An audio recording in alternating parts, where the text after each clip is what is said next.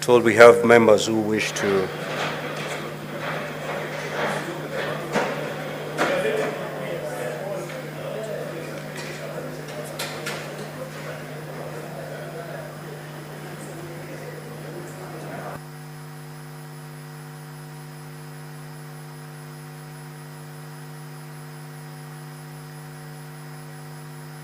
Sergeant at arms, you may now proceed to close the door and draw the bar.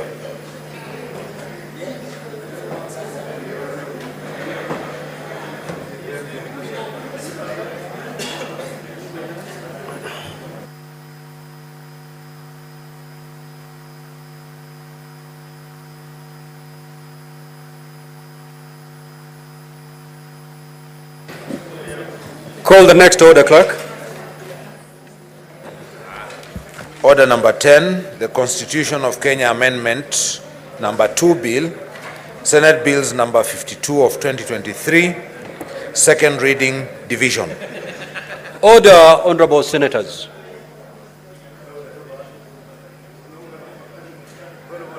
Yes, Senator Chimera.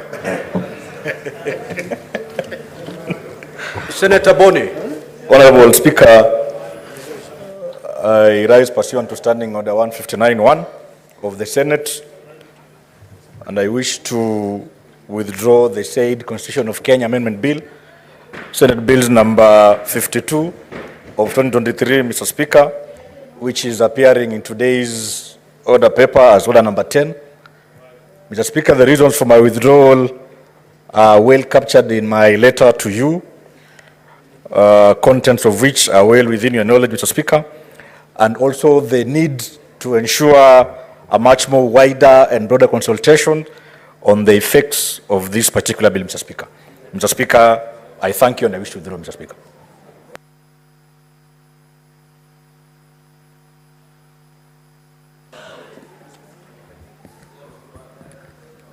That particular order stands withdrawn. Next order, clerk. Order number 11, the Local Content Bill, Senate Bills number 50 of 2023, second reading, division. Honorable senators, I'll proceed to put the question on this order. Senator Boni and Senator Eddy. Senator Eddy, take your seat. The question is that the Local Content Bill, Senate Bills number 50 of 2023, be now read a second time. You may proceed to vote.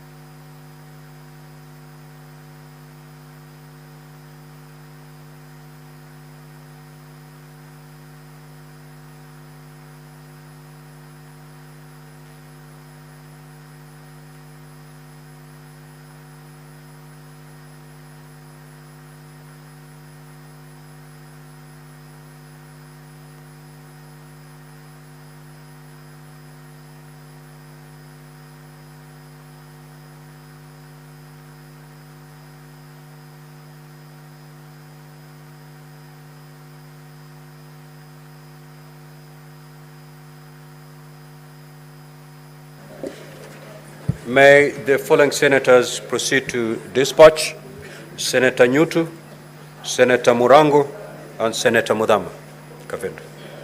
You may proceed to dispatch and cast your vote.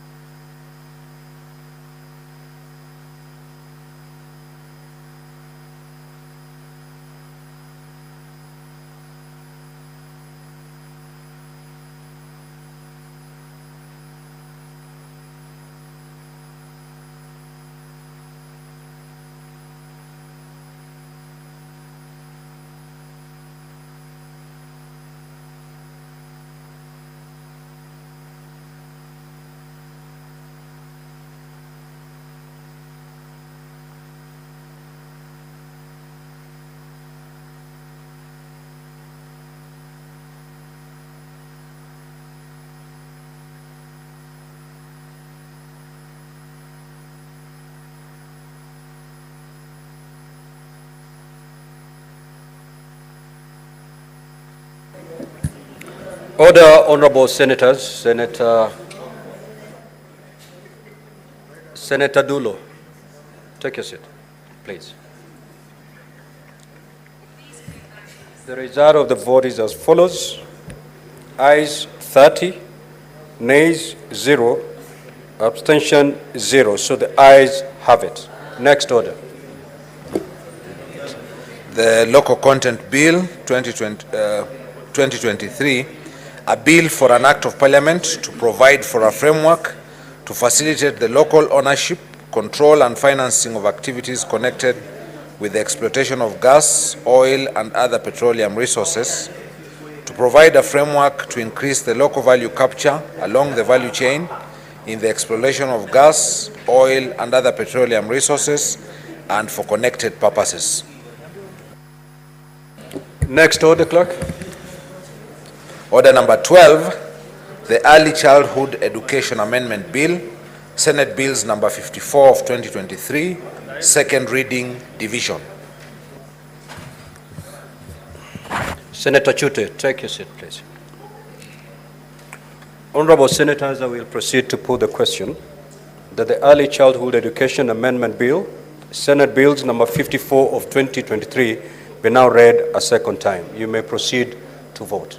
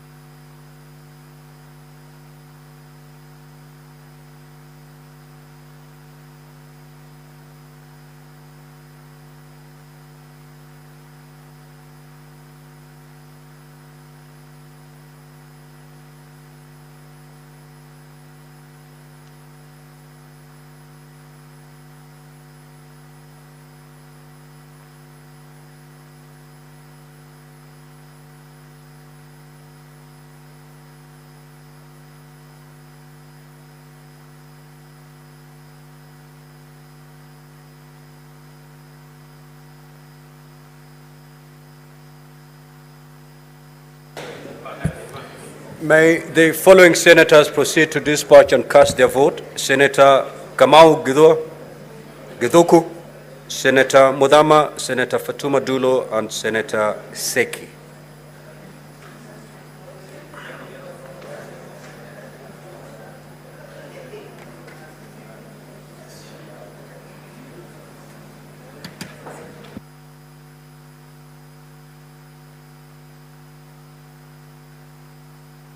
And Senator Wamboa.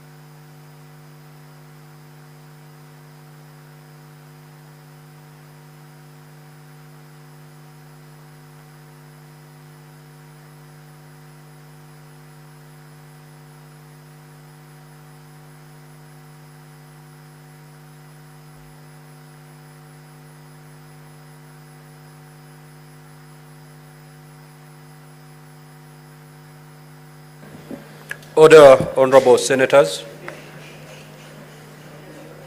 Senator Fonandi.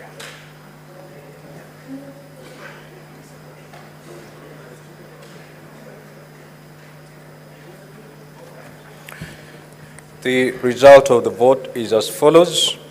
Ayes 30, nays 0, abstention 0. So the ayes have it. The Early Childhood Education Amendment Bill 2023, a bill for an act of parliament to amend the Early Childhood Education Act and for connected purposes. Next order. Order number 13, the Land Amendment Bill, National Assembly Bills number 40 of 2022, second reading division. Honorable senators, I'll proceed to put the question that the Land Amendment Bill, National Assembly Bills number 40 of 2022, be now read a second time. You may proceed to vote.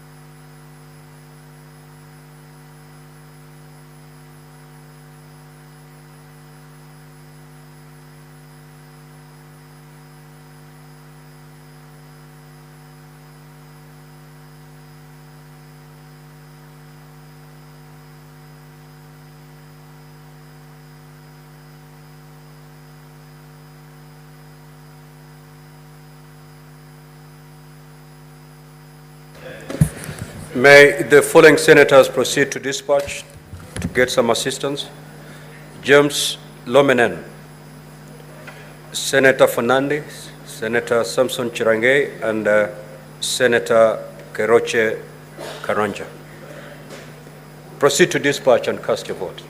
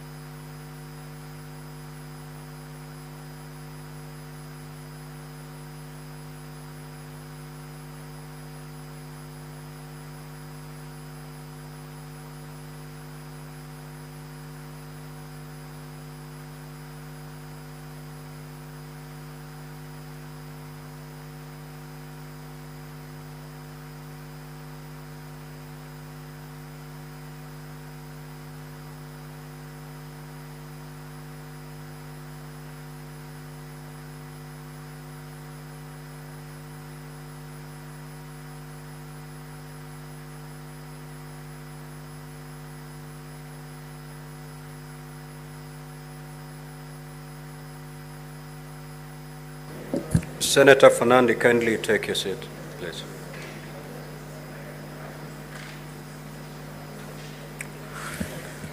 The result of the vote is as follows.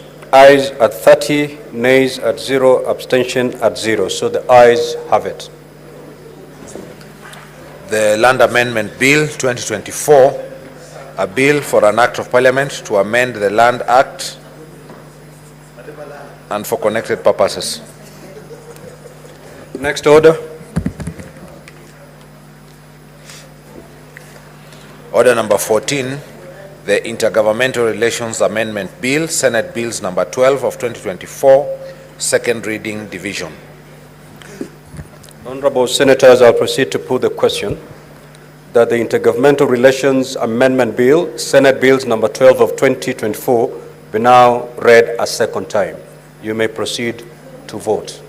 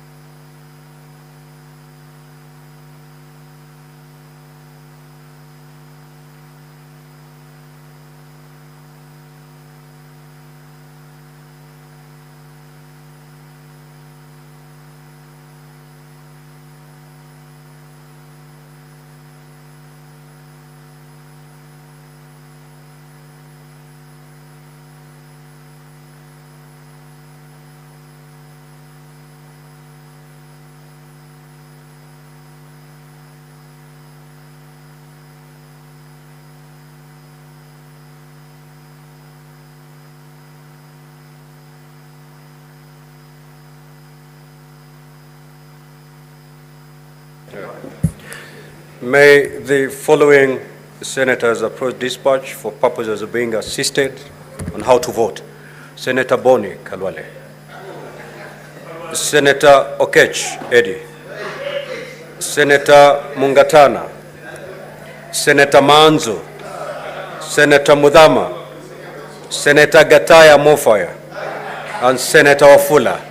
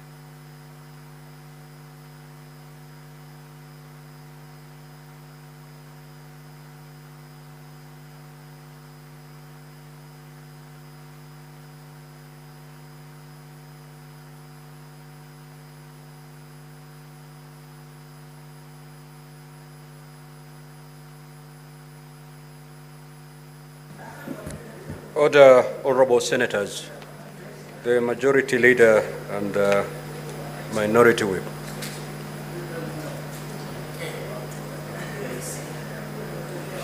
The result of the vote is as follows. Ayes 30, nays 0, abstention 0. So the ayes have it.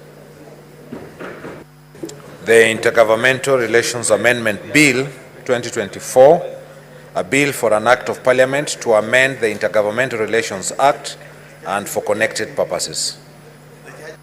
Next order. Order number 15, the Energy Amendment Bill, Senate Bills number 42 of 2023, second reading, division. Order, Majority Leader. Honorable Senators, I'll proceed to put the question that the Energy Amendment Bill, Senate Bills number 42 of 2023, be now read a second time. You may proceed to vote.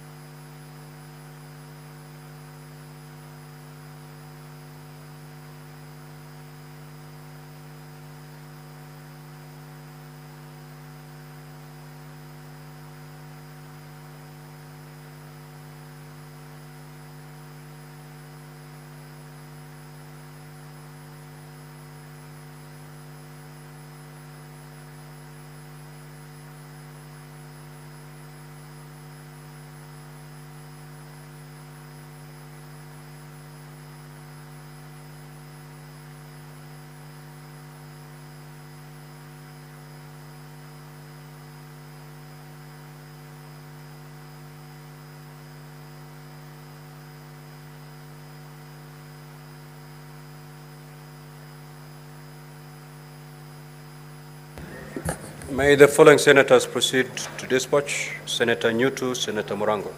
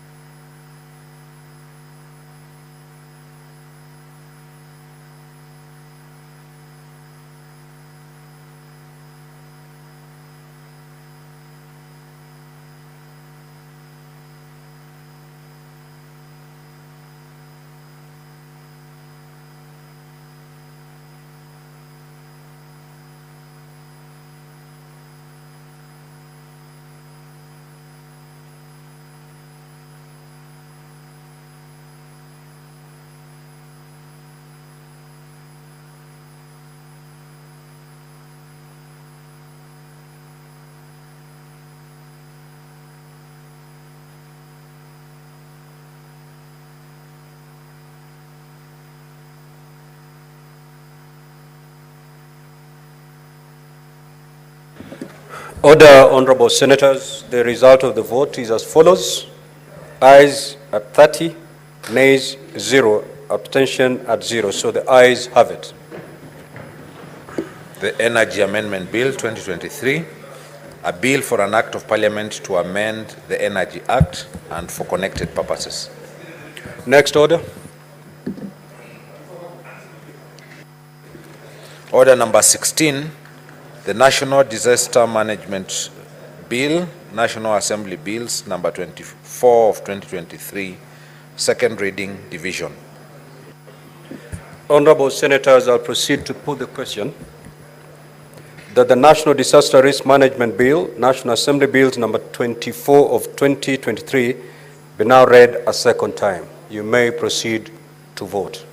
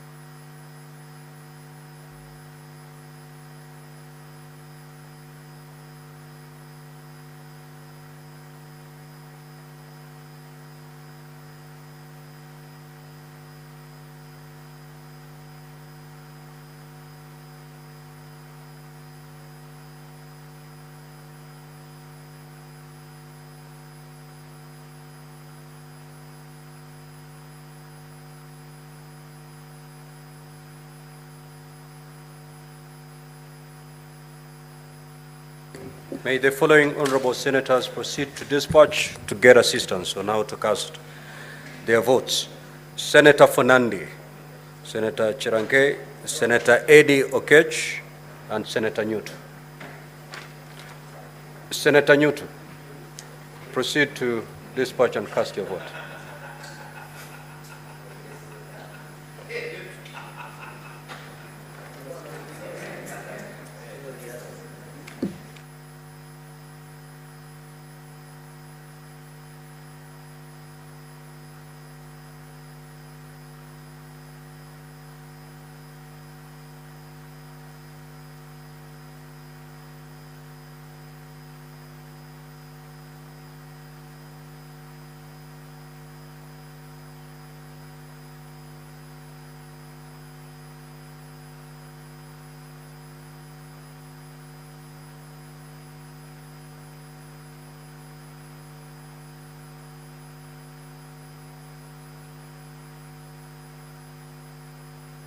Senator Fernandi.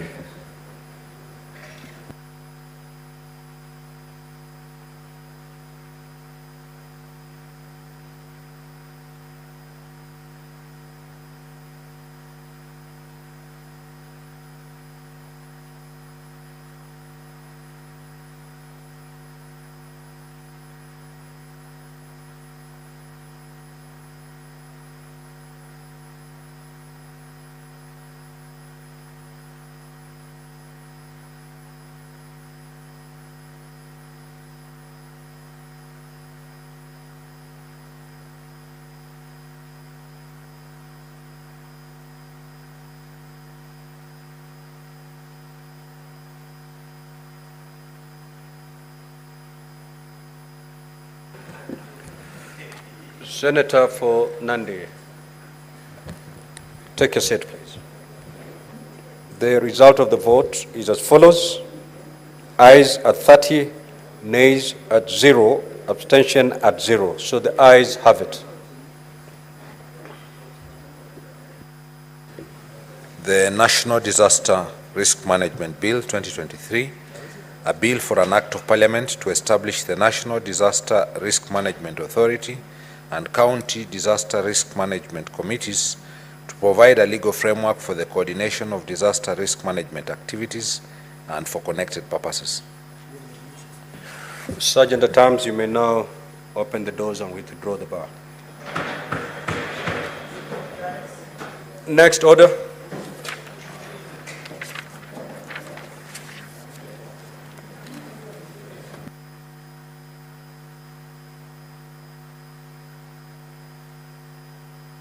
Now, honorable senators, we had deferred comments on the statements, so we'll conclude that before we go to order number 17. Senator Wafula, you had the floor.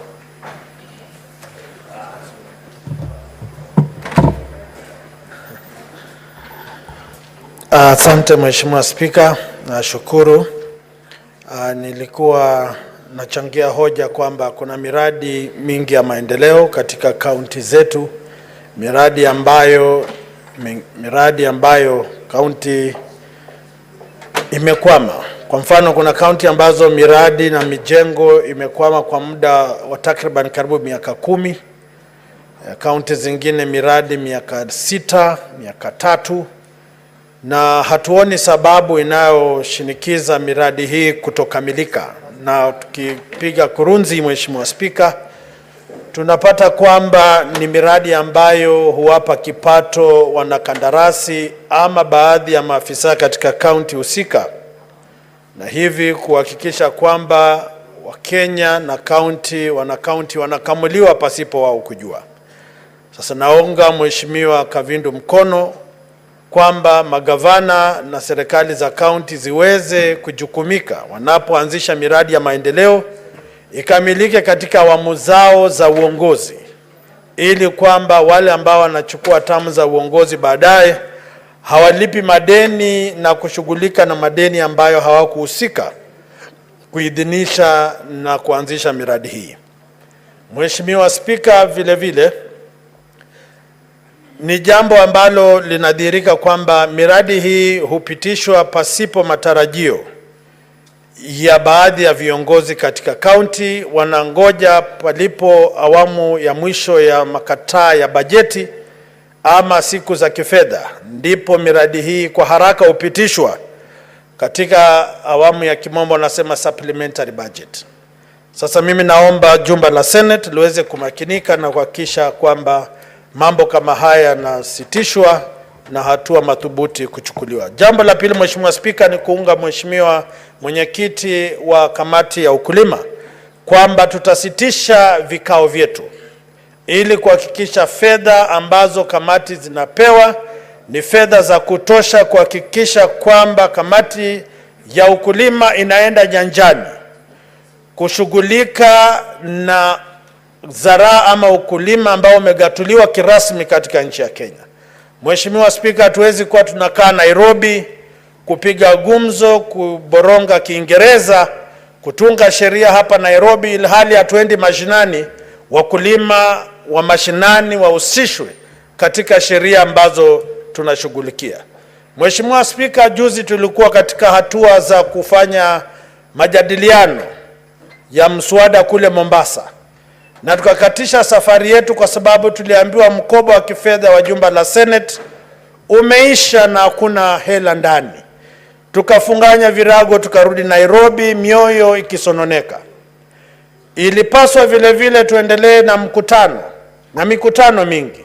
Sasa mimi naomba Mheshimiwa Spika, kwa niaba ya wale ambao huenda wanaumia na wameshindwa kuzungumza, Mheshimiwa Spika, kusema kwamba kamati za bunge zipewe fedha za kutosha.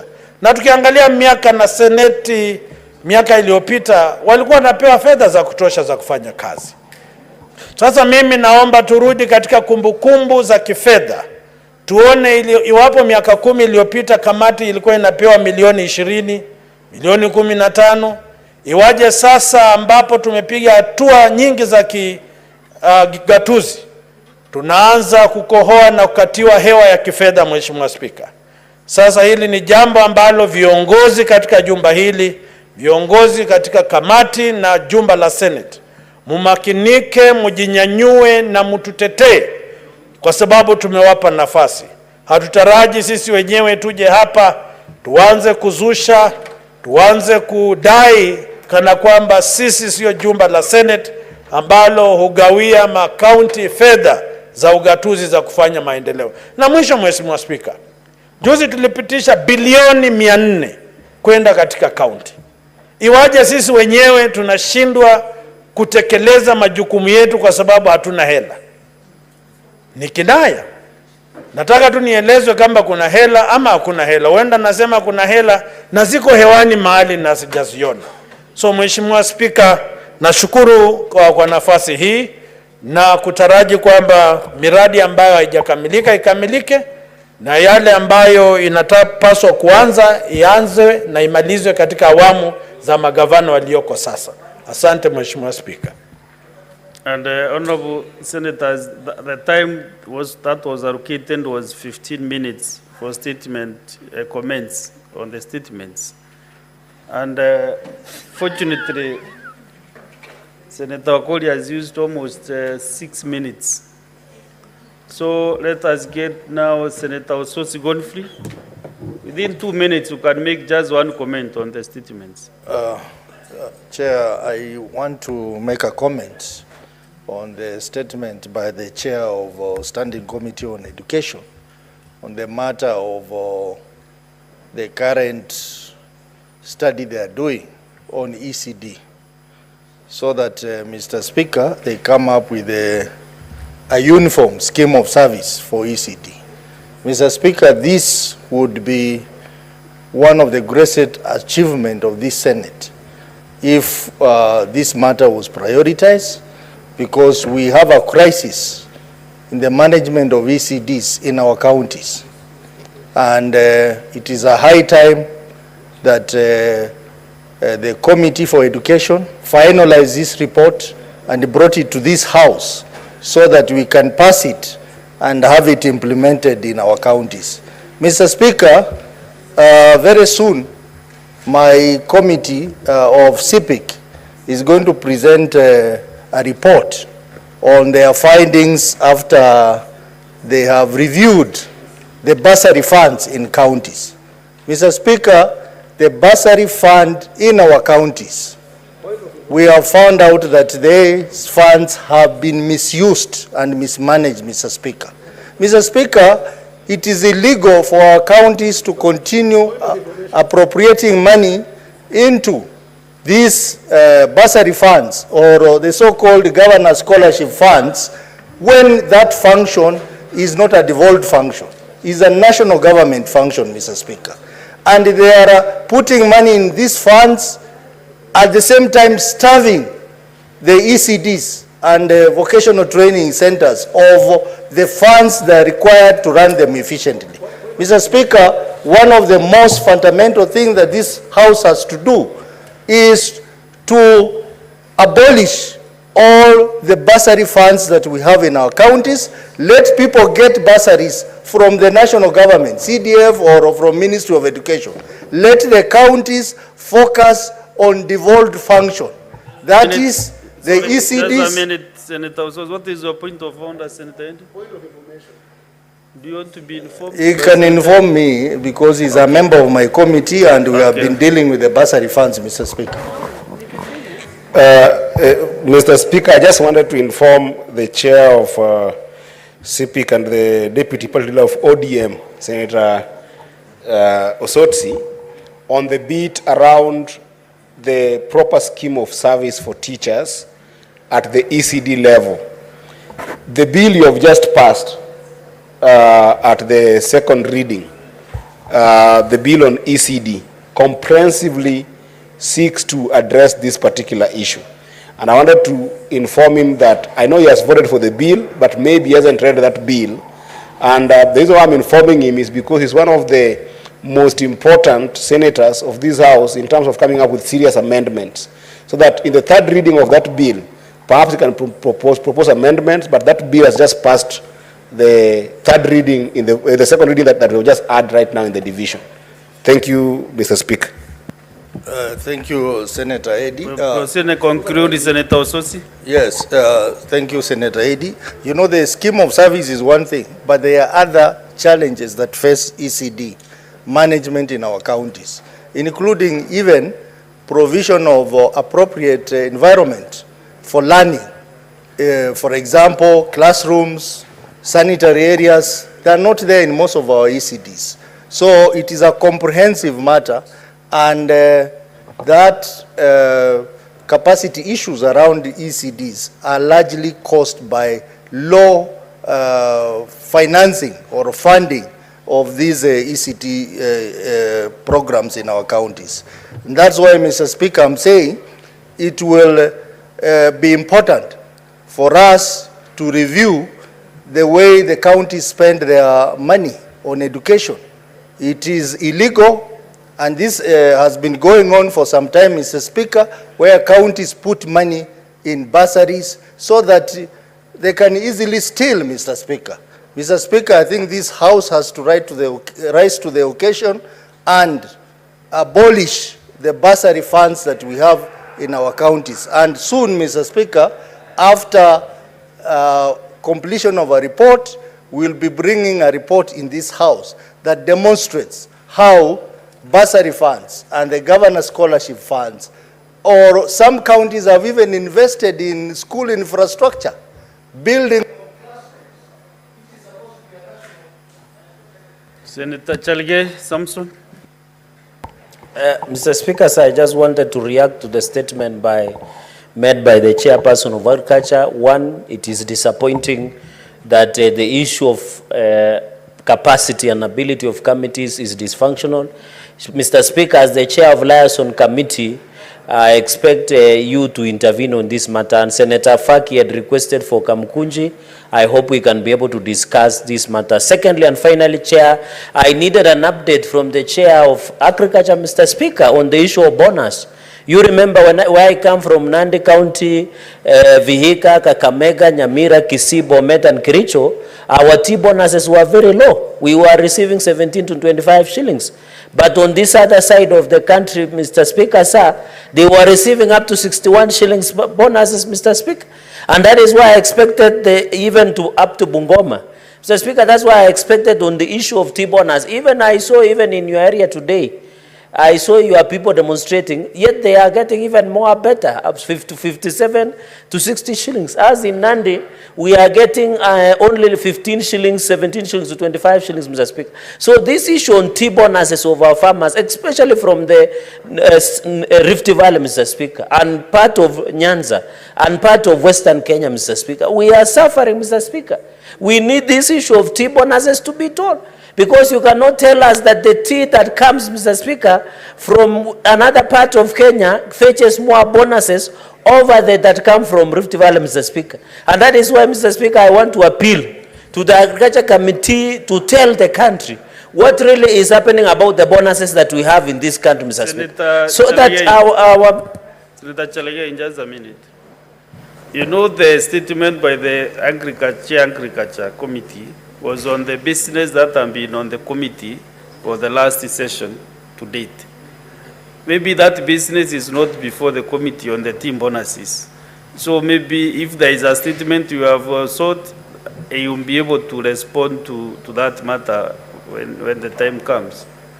But he could not respond to something that has not been finalized by the committee. Mr. Speaker, in conclusion, I have seen in the statement he has talked about the Kenya Tea Development Agency, the issue of tea matters are in his statement that were presented today. So, Mr. Speaker, but also our committees should be judicially noticed of what is happening, Mr. Speaker. I thought that has been the thumb rule of committees. But I know the Chair of Agriculture, we have expectations a lot from him, Mr. Speaker. Mr. Speaker, I thank you. We are almost concluding now, Senator Kaluda Bed Sengo. On statements, I think that should be the end of that session. Thank you. Asante sana, Mheshimiwa Speaker. Nasimama kuunga mkono hoja iliyowasilishwa na Senator wa Machakos, Senator Agnes Kavindu, kuhusu miradi ambayo imesimama katika county zetu. Na kwa hakika niseme kwa miradi mingi ambayo imesimama na imeacha kumaliziwa, imekosa kumaliziwa, imekosa kutimiza kazi ambayo ilianzishwa kufanya, ni kwa sababu ya viongozi ambao walikuwa awali, kama ni governor akipata mradi ambao ilianzishwa na predecessor wake ama governor aliyekuweko mbele, ama kama ni mbunge ama mwakilishi wa wodi, wanaacha hizo miradi kwa sababu za kisiasa. Anaona akimalizia hiyo miradi atakayepata sifa na ni yule aliyetangulia kuanzisha huo mradi, ambao ni makosa, Mheshimiwa Speaker.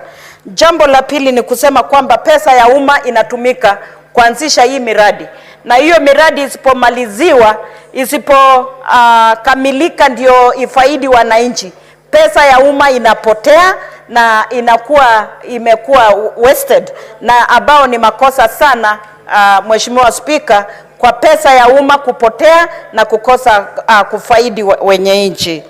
Niseme, Bwana Speaker, maendeleo ambayo inakusudiwa kuletwa na pesa ya umma, miradi ikianzishwa katika counties zetu na inakosa kukamilika na inakosa kutumika, basi inakuwa maendeleo inasimama. Na tunajua kama viongozi katika jumba la seneti, sisi utetea ukamilifu na kufanya kazi kwa devolution. Kwa hivyo isipofanyika, basi inakuwa kwamba sisi kazi yetu haijahalalishwa kikamilifu, na basi wananchi wa Kenya wanapoteza pesa zao, maendeleo inakosa kupatikana mashinani, na wananchi wanahangaika ili hali walipiga kura, wanalipa ushuru, na pesa zao ambazo wanatumia kwa kulipa ushuru zinapaswa kutumika kuleta maendeleo kwa wananchi, na basi maendeleo inakosa na inakuwa ni kupoteza pesa za wananchi ambayo haistahili. Mheshimiwa Speaker, nitachangia kidogo kuhusu ripoti iliyoletwa na mwenyekiti wa ukulima. Mimi ni mwanakamati wa kamati ya ukulima, na ni vibaya, Mheshimiwa Speaker, kwamba mgao wa fedha ambao unapaswa kwenda kwa kamati, basi kwa kamati ya ukulima inapaswa. Can we now go to the next order?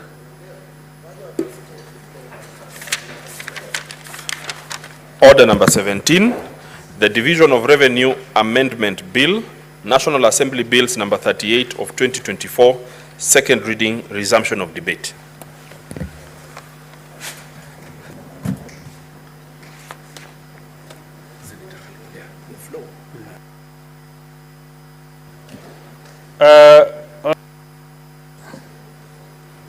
I'm informed that Senator Boni Karware and a balance of 13 minutes on this motion. Do you intend to proceed executing?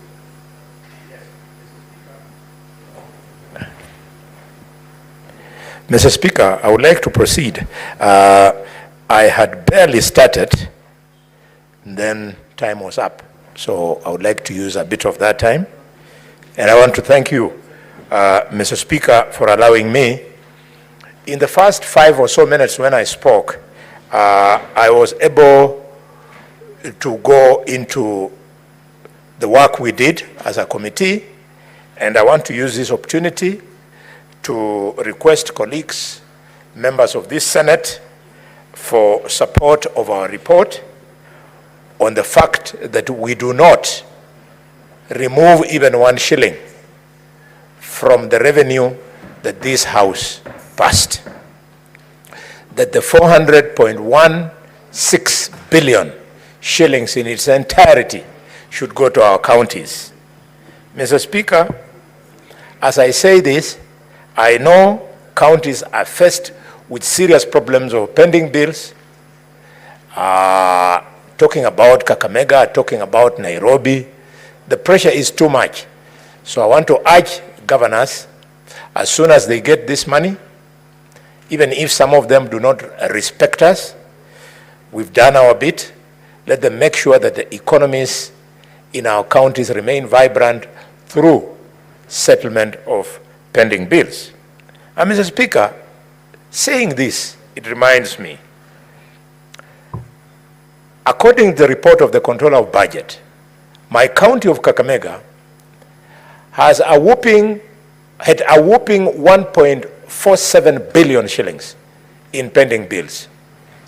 And it took me a lot of interest, a lot of hard work to push the governor to start paying these bills.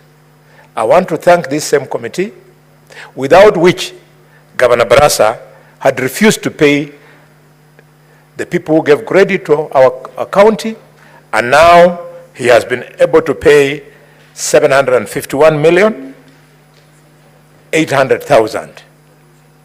Mr. Speaker, I want to congratulate the governor for paying this 771.8 million shillings to our creditors. And I want to assure the remaining creditors who have not received their money due in pending bills worth 718.2 million shillings to rest assured and know that for as long as God allows me to be the senator of Kakamega, before the end of this financial year, Governor Barasa will have to pay this balance. And I want to congratulate them. When we were doing our oversight conference at the Golf Hotel, the information they gave us was very useful, and we are using that information. They'll be paid. And for Governor Barasa, we have summoned you to come to the Senate to demonstrate why you cannot pay this balance, because you have no reason. We've given you the money as the Senate of Kenya. Mr. Speaker, it is important that before I end the contribution on this very important bill, we must speak to some of the bad manners by our governors. Some of our governors have got serious bad manners. We must call them out.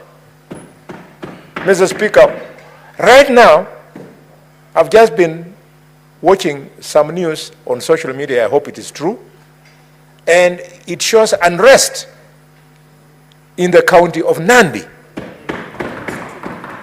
Mr. Speaker, it shows unrest in the county of Kericho.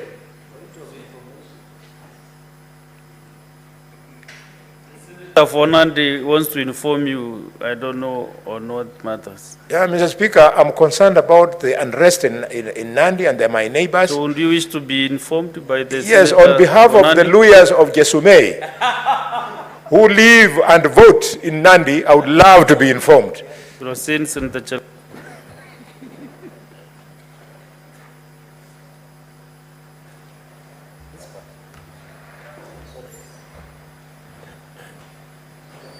Mr. Speaker, I want to inform my good neighbor Omwami, the bullfighter, and we talk, Nandi County Assembly is under siege because the people of Nandi are moving the MCAs to commence impeachment proceedings against the inept governor, Sang, and remove him from office. And I want to assure there have also been some blows, exchange of blows by members of County Assembly. And Mr. Speaker, this is, we must ensure devolution works by fire, Mr. Speaker. Even, and I want to confirm that this House should be ready for impeachment against the governor of Nandi, Governor Sang, in the next few weeks. Because from the intelligence I have, Mr. Speaker. What is the information that you wanted to pass? I wanted to confirm to him that it is true that there is unrest in Nandi, because people are tired of bad governance and corruption that is being perpetuated by the governor of Nandi, Sang. I thank you, Mr. Speaker. Mr. Speaker, I'm grateful because I was worried that somebody would shoot up and challenge me for quoting social media. Of course, social media cannot stand in this House. So the confirmation from the distinguished senator of Nandi that there is unrest in Nandi must be taken seriously, and even more so by Senator Boni Khalwale and Senator Osotsi, because our cousins come from that county. Mr. Speaker, it's amazing that one of the voters in Nandi gave me a payslip, a copy of a payslip, and showed that a relative, a very close relative of the governor, is drawing a salary of 145,000 shillings per month, Mr. Speaker.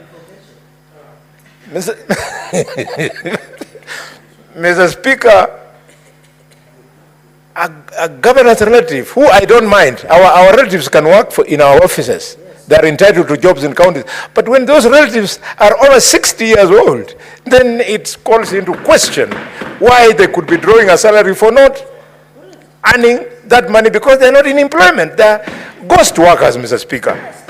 Mr. Speaker, I want to call out our governors on bad manners of the cost of foreign travel. The bill of foreign travel in this country by governors is amazing, Mr. Speaker. Mr. Speaker, the most traveled governors, the governor of Nairobi, governor of Kakamega, shame on you.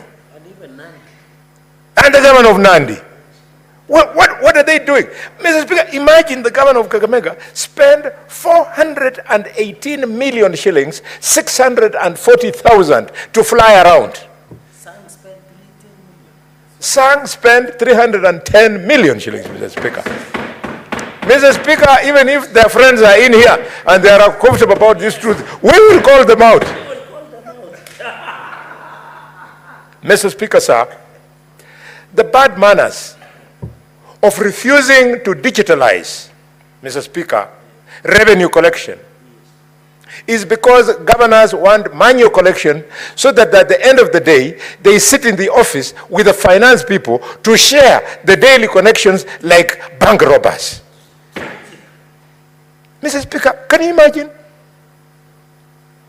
that a great young woman like Gladys Wanga, she comes from a very small county with limited opportunities of how to raise her own source revenue. And Gladys Wanga is leading from the front. She's doing a good job I hear she's now the chair of the Orange Democratic Movement. That is extremely attractive. I think your party is starting to look good. Very good indeed. If the chair can lead in realization of on-source revenue, ODM is doing very well. Mr. Speaker, Gladys Wanga raised 1.2 billion shillings from a rural constituency, a rural county. Madam Speaker, I also want to congratulate the governor of Narok. He raised 4.75 billion shillings. Narok here. The Maasai is when you see them in the white shukas, they are able to contribute their own source revenue worth 4.75 billion shillings. Mr. Speaker, the governor of Nairobi, he does a few bad things, but then surprises me with very good things. Like on own source revenue, he has done well. He has raised 12 billion shillings. Mr. Speaker, I cannot fail to congratulate the governor of Bungoma on on-source revenue. Governor Lusaka found when Wangamati was collecting a mere 400 million shillings. But the man who sat where you are, who learned good manners of respecting public money from this house, Lusaka, has done wonders. From 400, Lusaka has raised 1.12 billion shillings in Bungoma. And he's a living shame to what is happening in Kakamega. Oh, Kakamega. Oh, Kakamega is the second biggest county in this country. It has got some of the best resource raising points, Mr. Speaker, including the economy of Withdrawal Sugar Company, 10 billion shillings economy. It pays taxes, including cess. Mr. Speaker, West Kenya Sugar Company, a company with an economy of 15 billion shillings per year. And Mumias Sugar Company with an economy of 24 billion shillings. This is before you mention the other avenues of on-source revenue collection. The governor of Kakamega found when your Paranya was doing very well. The collection of revenue has tipped. Right now, he's trailing, according to the report of the Controller of Budget, and I invite colleagues to read it. Kakamega County, Bomet County, Busia County, Mandera County, and Migori County are the bad boys on abuse of on-source revenue. Governor Barasa, you cannot be collecting money from our women at Khayaga, our borders, from Malaba, from Butere, from Mumias, from Malinya, from Shinyalu, from Lumakanda, and Likuyani, and you'll be abusing that money. We want that money to be banked. Mr. Speaker, I want to end by speaking again to the bad manners of governors, something called extravagance. And I hear some people are harassing the Controller of Budget because they think she's exposing them too much. National Assembly, please give the Controller of Budget more money. She's doing a good job. She's calling out these people so that Senate can be able to deal with them. She has found that the top, Mr. Speaker, abusers of expenditure include the following counties: Kakamega County, Nakuru County, Bungoma County, Tana River County, Kitui County, Mombasa County, Machakos County, Kwale County, and Nyeri County. She's saying that the ones who are abusing the revenues in their counties through collection. Now that she has brought this report, colleagues, I'm starting to wonder, could it be true what I was seeing in the media, from the Machakos local media, that their governor was having problems in London last week. Mr. Speaker, this could be the reason. She's been flagged out here. And Mr. Speaker, Machakos has splashed 100. Senator Boni Karwale, just use the statistics from the control of budget. That's from the media and the social media, just forget it. This is yes, control of budget. I've taken a photograph. The stories that you led, you now stick to the control of budget. Yes, Mr. Speaker. You are doing so well. According to the control of budget, Machakos, they have just splashed 193.85 million shillings on having fun, and the control of budget cannot understand why they are wasting this money. Mr. Speaker, the worst, number one abuser, according to the control of budget, is they call it FCAP or FCPA, Fernandez Barasa, has spent 521 million shillings, $500 million shillings, on buying mandasis and lunch and water and sodas in the office, Mr. Speaker. It is not possible to spend $500 million.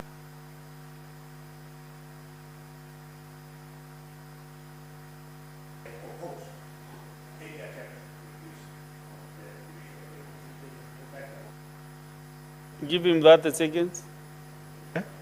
To pronounce yourself on your position. Yes, Mr. Speaker, with those many remarks, I want to oppose any attempt to reduce the money that this House allocated to counties, 400.16 billion shillings, Mr. Speaker. Okay. Next is Senator Sifuna Edwin.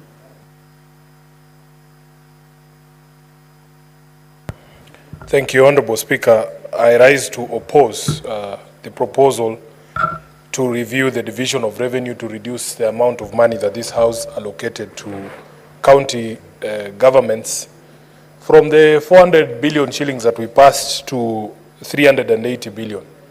Honorable Speaker, I was listening to my brother Khalwale praising his governor for paying pending bills of 771 million shillings. I was wondering if he had not seen that report, but he has mentioned it, that Kakamega County spent 521 million Kenya shillings on buying tea and mandazi for Fernandez Baraza and his friends. Honorable Speaker, these are the governors who create justification for why government proposes such bills. This bad behavior that Senator Khalwale is referring is not widespread across the country. There are county governments that are really doing their best to serve and deliver to their people. But it is governors like Khalwale's governor, Governor Fernandez Baraza, spending $500 million shillings on tea and mandazi. These are the people who make it very difficult for us to push further resources to go to the counties. Honorable Chair, I also had another governor who is, I would call him my mother's governor, the governor for Bungoma. He went after the senator for Bungoma, insulting this entire Senate, Honorable Speaker, that we have no role in making sure that governors or county governments get the money that they deserve. Yet it is us here today who have to stand up and defend devolution and say not a shilling less from the 400 billion shillings that we passed here in this House. Where is Governor for Bungoma now? Where is he now? Does he not depend on the Senator for Bungoma to be able to make these arguments? So some of these governors make our lives very difficult, but it's not all of them. Many of them, I remember when this matter was before the committee, I have never seen such a high attendance of governors before this House. I think all of them were here because it was a question discussing the revenue that is going to counties. They make it very difficult for this Senate to make these arguments. We make these arguments, Honorable Speaker, not because we like our governors, but because we swore to defend devolution. Because I understand that the money that I pass in this House does not go to Sakaja as an individual. It goes to the people of Nairobi and the programs of the people of Nairobi. Honorable Speaker, the reason that I oppose this is fourfold.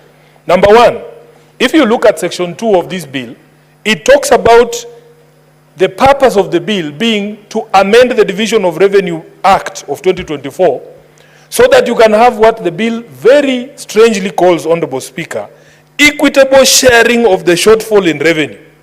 Now, this is something that I have never heard of before, because in my reading of Article 202, Honorable Speaker, the only thing that is subject to equitable sharing is revenue, national revenue that has been raised. There is no mention anywhere in the Constitution of sharing of shortfalls. That does not exist in the Constitution, Honorable Speaker. Therefore, from the onset, you can see that the object of this bill is unconstitutional. Number two, Honorable Speaker, my reading and understanding of the Constitution is that there is an annual division and allocation of revenue bill. One bill, if you look at, Honorable Speaker, the provisions of the Constitution only speaks about an annual division of revenue bill. That means, Honorable Speaker, every 12 months, Parliament is only allowed one division of revenue. There is no way you can introduce a second one. And once we have passed that bill, Honorable Speaker, it is my view that because the Constitution talks of an annual division of revenue, you cannot introduce a second one. It comes only once and it is provided for. You cannot have more than one annual division of revenue bill. And so too, Honorable Speaker, in my view and interpretation of the Constitution, the annual allocation of revenue bill. Honorable Speaker, it has been the tradition of previous divisions of revenue bill to provide that the shortfall in revenue is to be borne by the national government. Curiously, this bill proposes to amend Section 5 of the bill that we passed here earlier this year, that the shortfall be borne by both the national and county governments. Honorable Speaker, it even goes further to say that the shortfall to be borne by the national government cannot exceed 15%. Which is why, Mr. Speaker, I want to come to the third reason why I strongly oppose this bill. It is that limitation of the ceiling to which the national government can bear the shortfall that has resulted in this bill proposing an even less amount to the amount that we passed in this House for the last financial year, Honorable Speaker. What we want to agree, and this is a debate we have had here with my colleagues in the Senate, is that whatever happens any financial year, we as a Senate cannot pass a division of revenue bill that reduces the amount of money that is going to be allocated to the counties if compared to what we had passed in the previous financial year. Honorable Speaker, you know it is on record that last year, even after the Commission on Revenue Allocation had proposed that we in this Senate give counties 415 billion shillings. Honorable Speaker, we only gave 385 billion shillings for the last financial year. This bill proposes a figure of 380 billion shillings, which is 5 billion shillings less than the amount that was sent to the counties last year. Honorable Speaker, as the Democrats in the US are now saying, we are not going back. We must push this journey of devolution forward. We cannot go back to 380 because to do so, next year we will be told, these counties now we will give them 370. At some point, Honorable Speaker, because the enemies of devolution continue to gather. At some point, Honorable Halwale, if we are not careful, we will be told it's 300, then 250, then 200, then we'll be told all these functions now will be transferred back to the national government. As people sworn to defend devolution, Honorable Speaker, it is my view that as the pocket of devolution shrinks, even so the role of this Senate and the role of senators. If we expand the pocket of devolution, we as senators get a greater mandate because we are overseeing or oversighting greater resources. Honorable Speaker, lastly, the question of the disbursement schedule. Before I go to the disbursement schedule, this 400 billion shilling mark, those of you who have been in this House before me know that it is a psychological mark that has been very difficult to break. That since the advent of devolution, it is this fourth Senate that has breached that target of 400 billion shillings. Honorable Speaker, we all took pride in the fact that we were the first senators to be able to push the envelope of devolution beyond 400 billion shillings. For us to then sit again and reduce it, Honorable Speaker, it is something that I believe we cannot allow. And it is because, in my view, the law already anticipates on how to deal with shortfalls. I don't refuse that because of the matter of the Finance Act and the fact that the president had to return it, it has resulted in a shortfall in the provisions for the budget that we had this year. But Honorable Speaker, how do you justify going below even the amount that had been allocated in the previous financial year?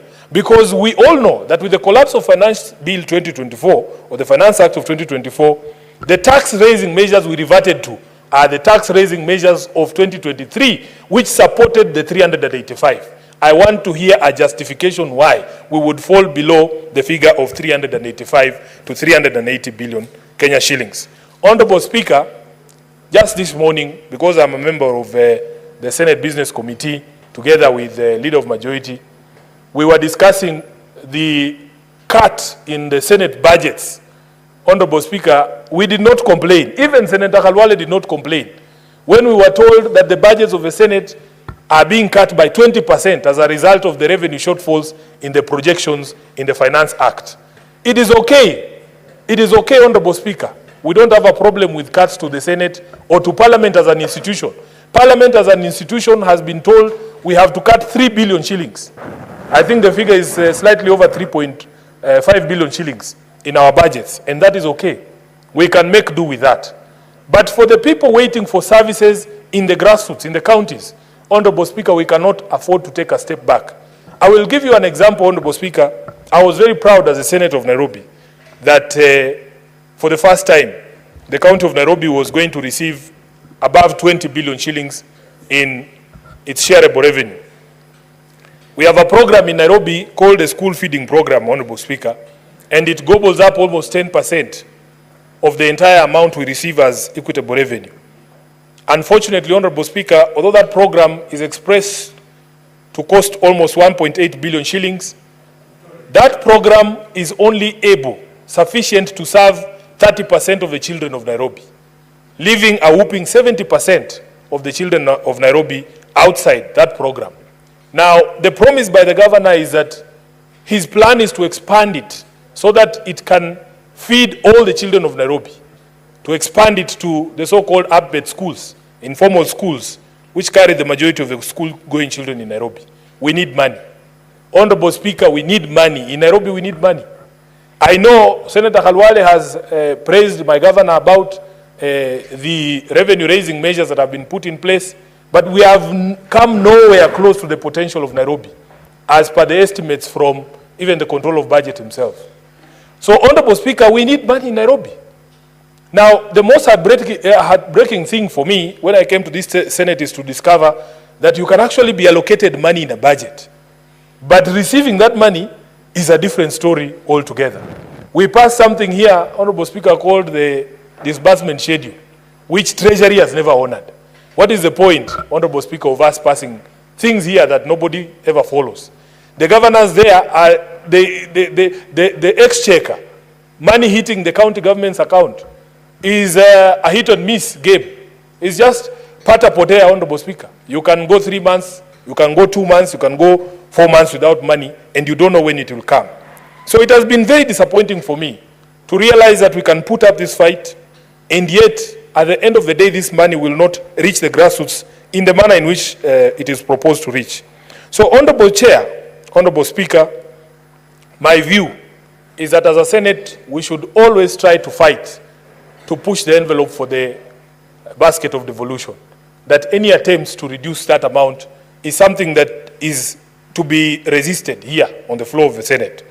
And I understand all the discussions that have been had, and Senator Khalwale has spoken about some of them, the bad manners we see from the county governors. I pray that this Senate does not take out the bad manners of governors on the public themselves, the women who sell njugu at Khaega, or Mwami Senator Khalwale. They have never offended you. They have never offended the public purse. So we must find a way of dealing with some of these governors. And I'm really looking forward to these 2 governors appearing before the Senate, the ones I've mentioned here, because they are in the habit of addressing members of the Senate at funerals. At funerals. And even inciting some MCAs, you hear them insulting senators from morning to evening. But when they come here, Honorable Speaker, you will think they are those mutotomisa we used to see when we were doing pastoral class. So another one came here, even he tried to run away from the committee by saying that he had forgotten his glasses at home, he couldn't see, because he didn't want to read the document that was incriminating.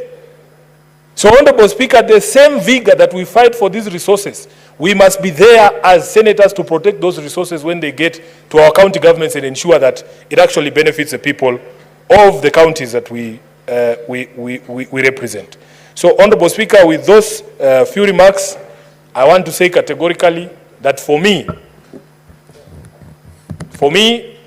I do not think that there is enough justification for this reduction beyond even what was allocated last year, and I would wish that every time we get opportunity to vote for monies for the counties, we are increasing and not decreasing.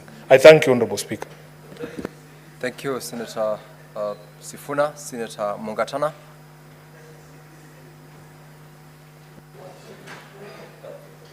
Bwana Spika, napenda kuchukua nafasi hii kukupa asante kwa kunipa nafasi ya kuongea. Just hold, resume your seat first of all. Let me allow Senator Boni Halwale to first table that report so that you can take the floor. Senator Mungatana. Thank you, Mr. Speaker. Mr. Speaker, my apologies on behalf of the Committee of the Senate Finance and Budget Committee. The printout of this report has been slow. It's now available. Members, I now formally rise to beg to lay this paper on the table of this Senate today, being the report of the Standing Committee on Finance and Budget on the Division of Revenue Bill, Bill number 38 of 2024. I thank you, Mr. Speaker, and I invite members to collect their copies before the debate. Senator Mungatana, now you can take the floor and contribute to the motion. Asante Bwana Spika kwa kunipa nafasi hii na mimi nitoe maoni yangu kuhusu hoja hii ya ugawaji wa fedha kati ya serikali kuu na serikali gatuzi. Bwana Spika, jambo ambalo tunalizungumzia leo ni kuhusu kupunguzwa kwa hizi seti. Sisi tulikaa hapa tukapitisha ya kwamba serikali kuu itapata mgao wake na serikali za county zitapata bilioni 400.1. Sasa tunaletewa mswada mwingine wa kupunguza hizi hela za mgao wa serikali za county, kwamba sasa tutoke ile bilioni 400 ishuke chini zaidi. Bwana Spika, sisi tungependa kusema kama senators, na mimi kama senator wa Tana River ningependa kusema ya kwamba tunakataa na tunapinga pendekezo la kujaribu kupunguza mgao wa serikali za county. Na tunasema hii hoja ambayo imeletwa leo tunaikataa kwa sababu ya kwamba katiba imesema tuko na serikali katika viwango viwili. Kuna kiwango cha serikali kuu ipo na majukumu yake, na kuna kiwango cha serikali za county nao pia wako na majukumu yao. Ni makosa sana kwamba serikali kuu wao waendelee kuishi vizuri na serikali za county ziendelee kufinywa. Bwana Spika, tunasema ya kwamba tukiendelesha mafikira kama haya na tukiunga mkono mswada kama huu, ni sawasawa na kuchukua mamlaka yetu kama maseneta, mamlaka kuu ya kupigania haki za county, haki za sehemu zetu gatuzi, na kuyatupa baharini. Kwa hivyo Bwana Spika, tunaomba katiba iheshimiwe na tunaomba serikali za county ziheshimiwe. Kuna wengine wamesema eti kwa sababu kuna sehemu na serikali gatuzi zingine zinazotumia pesa vibaya, na wanajaribu kutumia fikra hiyo kupunguza pesa ambazo zinaenda kwa kaunti zetu. Mimi ningependa kujibu namna hii, niseme Bwana Spika, mambo ya utumizi mbaya wa fedha yaweke tofauti na utumizi na mgao wa pesa ambao unafaa uende kwa kaunti. Mambo ya utumizi mbaya wa pesa yako na namna ya kushughulikiwa. Kuna sheria ambayo itafuatwa, wanaohusika watakamatwa, mambo ya investigation itafanywa, na wale watakaopatikana na hatia watapelekwa mbele ya sheria. Kwa hivyo isiwekwe katikati swala hili la utumizi mbaya ama ufujaji wa pesa za county government, ziwekwe pamoja ama itumike kama sababu ya kupunguza hela ambazo zinaenda kwa upande wa ugatuzi. Na Spika, ukiangalia pesa ambao zinaenda ama ule mgao ambao unaenda kwa serikali kuu, hata huo uko na shida. Kila mtu anajua, na ripoti hapa za controller wa budget zinasema mara nyingi kwamba shida ya ufujaji wa pesa pia uko katika serikali kuu. Kwa hivyo hakuna haki ya kutumia akili hiyo ama mawazo hayo kupunguza mgao wa county. Na mimi najua maseneta wote ambao tuko hapa, sote tunapigania kwamba kaunti zetu zipate mgao wao wa sawa, na tumeyazungumza haya na tumeyapitisha haya. Kwa hivyo mtu yoyote ama kamati ama sheria yote ama hoja yote ambayo itakuja nyuma kuja kusema ya kwamba vile tulipitisha na senti ambazo tushaziweka na vile tumekwisha kuwaelezea watu wetu ya kwamba kule kwa sehemu zetu gatuzi ya kwamba pesa ambayo inakuja kwa county ni kiasi fulani, tutaenda huko sasa kusema nini ikiwa kwamba tutaambiwa tena tukate? Watu husema, Bwana Spika, nikiwa namalizia, kwamba jungu kuu halikosi mkoko, na kati ya serikali za county na serikali kuu, jungu kuu ni serikali kuu. Kwa hivyo kama ingekuwa kuna mahali pa kukatwa zile pesa, ingefaa hizi pesa zikatwe kwa upande wa mgao wa serikali kuu, sio mgao wa serikali za county. Magavana katika Council of Governors siku zote wanalia kwamba hata ule mgao ambao tunapigania hapa tunapata hautoshi. Na ni kweli ya kwamba serikali zetu za gatuzi ziko na shida, na zingine hata kulipa mishahara ya wafanyikazi wetu huko kwa county. Na unapata saa ingine hata mishahara mwezi mmoja, miezi mbili haijalipwa. Sasa kama hali ni hizi mpaka saa hii, wafanyi biashara ambao wamefanya na sehemu za gatuzi hawajalipwa, kama hali ni hizo, itakuwaje tena turegeshewe mswada huu tuambiwe tupunguze tena mgao ambao tulikwisha upitisha na tumekubaliana unakwenda kwa serikali zetu gatuzi? Kwa hivyo mimi, Bwana Spika, nasema kama kuna kukatwa hela sehemu yoyote kupitia kwa hii budget, kupitia kwa shida ambazo zimetokea, jungu kuu halikosi ukoko. Kwa hivyo hii serikali kuu ndio ingebeba huo msalaba, sio kupeleka msalaba huu kwa sehemu za serikali za ugatuzi ambao tayari mgao wao hautoshelezi mahitaji ambayo yako kwa hizi gatuzi 47. Kwa hivyo, Bwana Spika, mimi naomba kupinga kupunguzwa hizi hela, na ninaomba maseneta wenzangu kutoka kila sehemu ya gatuzi hizi zote 47 tupinge na tuseme kama kuna kukatwa pesa zozote, mgao ambao ungefaa ukatwe ni upande wa serikali kuu. Kwa hayo mengi, naomba kupinga mswada huo. Asante Bwana Spika.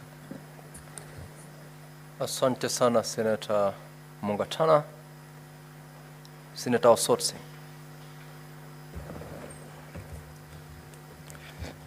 Thank you, Mr. Speaker, for this opportunity to also make my contribution to this bill, the Division of Revenue Amendment Bill 2024. Mr. Speaker, I want to fully agree with my colleagues who have spoken before me that passing this bill in the form it is in, it is actually taking away our powers as Senate, Mr. Speaker. Mr. Speaker, Article 96 of the Constitution gives us the powers to protect our counties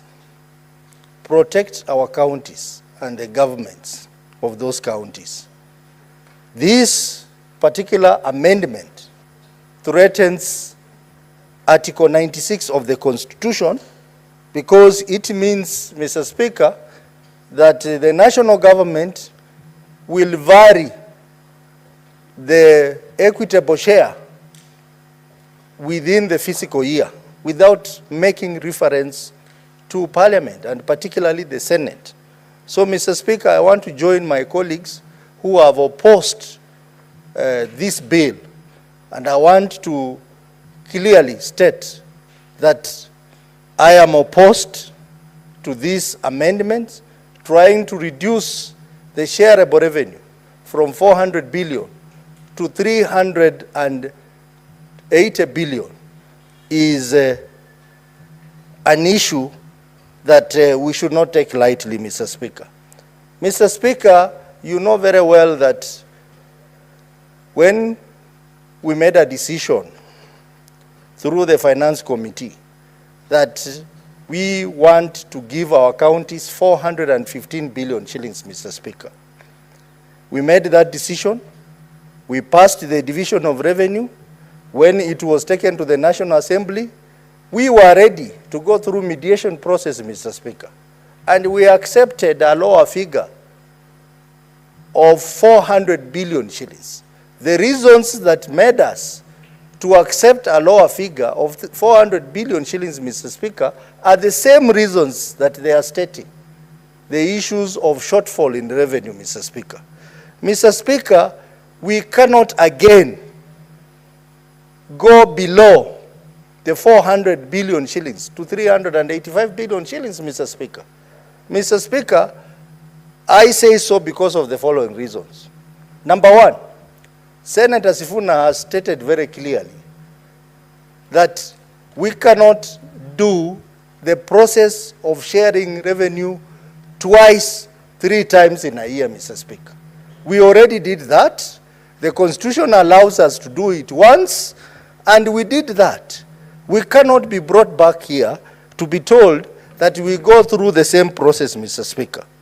Mr. Speaker, the second reason is that since 2014, the financial year 2014-2015, the percentage share of the equitable share in terms of percentage compared to the ordinary revenues has been going down, Mr. Speaker. Mr. Speaker, we started at 22%. Now we are at 16.8%. And this proposal will take it further down, Mr. Speaker. Mr. Speaker, will be doing injustice to our counties as senators if we agree to further lower the percentage of equitable share to the ordinary revenues that are raised nationally. Mr. Speaker, we will also be creating an unpredictable situation in our counties in terms of revenue sources in the fiscal year. And this could easily impact on the budget implementation in our counties. Mr. Speaker, we will also be creating a channel for the National Treasury to vary the equitable share without reference to the Senate. So basically, by passing this bill, we are giving away our powers, Mr. Speaker. We are saying that the senators are no longer protecting counties.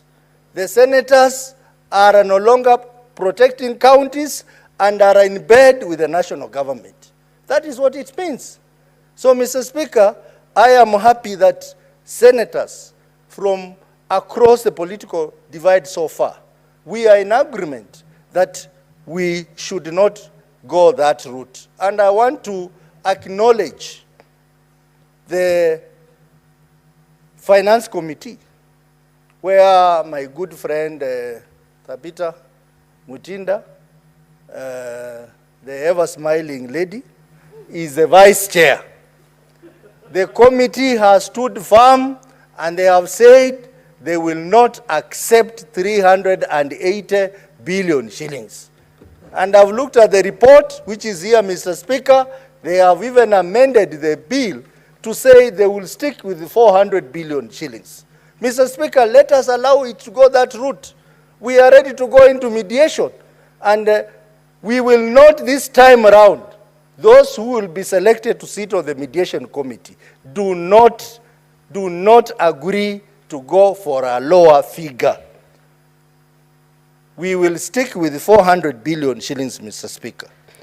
Mr. Speaker, even as we seek to give our counties more money, Mr. Speaker, we must be very clear. The money that we are giving to our counties must be accountable, must be used or utilized well, Mr. Speaker. Mr. Speaker, we continue seeing a lot of issues, as has been highlighted by the senators who have spoken before me. The reports by the Auditor General, the reports by the Controller of Budget, Mr. Speaker, some of them are not giving hope to the protectors of devolution, in this case, Senate. We would like to push for more money, but at the same time, Mr. Speaker, we want to see this money changing lives. We want to see this money being utilized well. We want to see corruption in our county ending. Mr. Speaker, I would like, if I approve this money, and I know my county will get more money, we would like them to invest this money in critical areas, Mr. Speaker. Mr. Speaker, it is saddening that even as we are grappling with the problem of wage bill in our counties, most of the counties have gone beyond 35% threshold. They are even doing 85% to the budget. Mr. Speaker, this is unacceptable. And I have been receiving reports, Mr. Speaker. Some counties are actually engaged in what I would call employment spree. They are employing many people, even though the Auditor General has raised issues around wage bill. We want to tell governors, we want to tell the county government, please, even as we give you more money, look at the problem of wage bill. We cannot have wage bill of over 60% in our counties. Then what are we doing? We have simply converted our counties into employment bureaus. That was not the spirit of the fathers of devolution in this country. So even as we give you more money, please utilize the human resources you have to deliver for your people. Do not use that money to employ more people and add on to the problem of wage bill. Mr. Speaker, we have talked about travel costs. It is unacceptable that travel cost in our counties is skyrocketing, Mr. Speaker. When you hear that a county has spent 400, 500 million shillings on travel, local travel, Mr. Speaker, this is very annoying. It's very annoying. And this is not just traveling, Mr. Speaker. This is another source of corruption.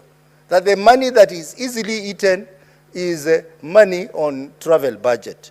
We need to put safeguards, Mr. Speaker. We need to ensure that we have we have set targets on how much can be spent in a county on travel costs, Mr. Speaker. Mr. Speaker, critical devolved functions are almost collapsing in our counties. The ECDs, the TVETs, they are underfunded. And yet, a lot of money is being used on things that does not add value to our people, like travel. So, Mr. Speaker, even as we push for more money, we want more money to be appropriated towards critical functions like ECDs and TVETs. Matters of water provision and other services, Mr. Speaker, must also be prioritized. Mr. Speaker, I will not end this debate before I talk about the matter of disbursement of funds by the National Treasury.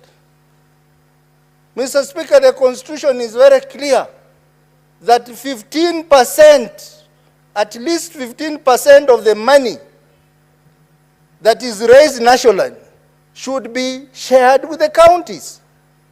Mr. Speaker, what is happening is that the national government is getting money and not prioritizing disbursement to counties. The Constitution is very clear. You make 1 shilling, out of that 1 shilling, 15 cents should go to the counties. 85 cents should go to the national government. That is not what is happening. Why should people in the national government be paid salaries on time, but people in counties are living without salaries for months, Mr. Speaker? This is unacceptable. And I think as a Senate, and I've said this before, on this particular issue of disbursement of funds, we are failing our counties. We have every year approved disbursement schedule with the clear dates when money should go to the counties, with the clear amounts of the money that are going to counties. But what happens to Treasury? Junior officers in Treasury discard all that and determine when to send money and how much. Mr. Speaker, as we are talking now, counties only received the July disbursement yesterday. They have not received August. They have not received the September disbursement. This is unacceptable, Mr. Speaker. How do you even plan with this kind of disbursement? So, Mr. Speaker, I think this House, we have a gap somewhere. Whenever we have a delay in disbursement of funds to the counties, it is important that the CS for Treasury appears before us, and not just the committee, the whole House, to come and tell us why there is a disbursement delay, and yet the national government is functioning properly. They are paying their salaries, they are doing what? We need him to appear here. And I have a motion on this. I wonder why this motion has taken. I presented this motion last year. Up to now, Mr. Speaker, your office has not processed my motion. Mr. Speaker, I think we must be very careful not to gag legislative powers of members. That when we make proposals for motions, let them be approved. Members to accept them or reject them. I have a motion on this matter of late disbursement of funds. No one is talking to me about it. I have been asking every day, and I'm told it's in the Speaker's office. Mr. Speaker, I'm addressing your office, and I'm addressing as a deputy party leader of ODM. A party that protects devolution. That we are here to protect devolution. And we get annoyed when we see our counties are not getting money. We know there are accountability issues, but let them get the money in time. So, Mr. Speaker, when you retire from this chamber, I want to see my motion approved so that it can come here and the members can debate it, accept it or reject it. But we must cover the gaps and ensure that whenever there is a delayed disbursement of funds, the Treasury CS must appear in the committee of the whole house to tell us why that delay is there. Mr. Speaker, when I talk about on-source revenue, the current report by the Office of the Controller of Budget clearly indicates that our counties can do better. We have had counties that have been having problems with on-source revenue generation, but they have improved. That tells you that our counties can do better. Murang'a County has been doing very badly in terms of revenue collection. Now, Governor Irungu Kang'ata has now improved that. He has gone beyond 1 billion mark of revenue collection. That tells you that something is wrong in our counties in terms of revenue collection. And if this matter of on-source revenue, Mr. Speaker, is handled, then we'll be able to cover for a lot of challenges that we face in our counties, including the inability for our counties to function because of late disbursement of funds. Mr. Speaker, I am also informing this House that one major source of on-source revenue is health centers and hospitals.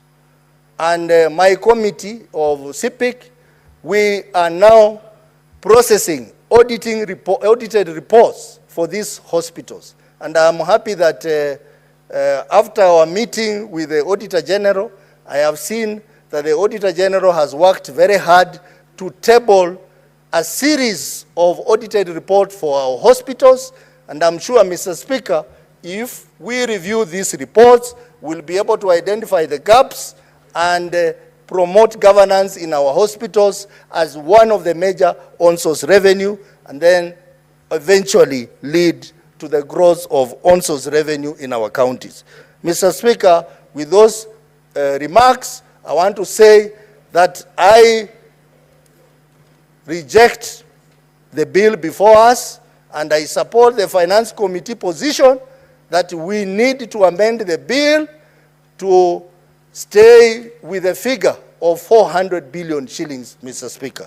Mr. Speaker, I reject, and I want to issue a party position on this matter that the ODM party is not in support of reduction of the shareable revenue to our counties from 400 billion shillings to 380 billion shillings. Mr. Speaker, I reject the amendment.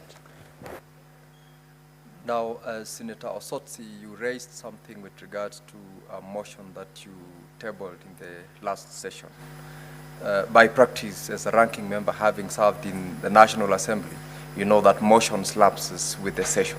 So if your motion was not concluded or not approved, then you've got to refile it afresh for purposes of it to be processed accordingly. Thank you very much. Senator Murango James Kamau.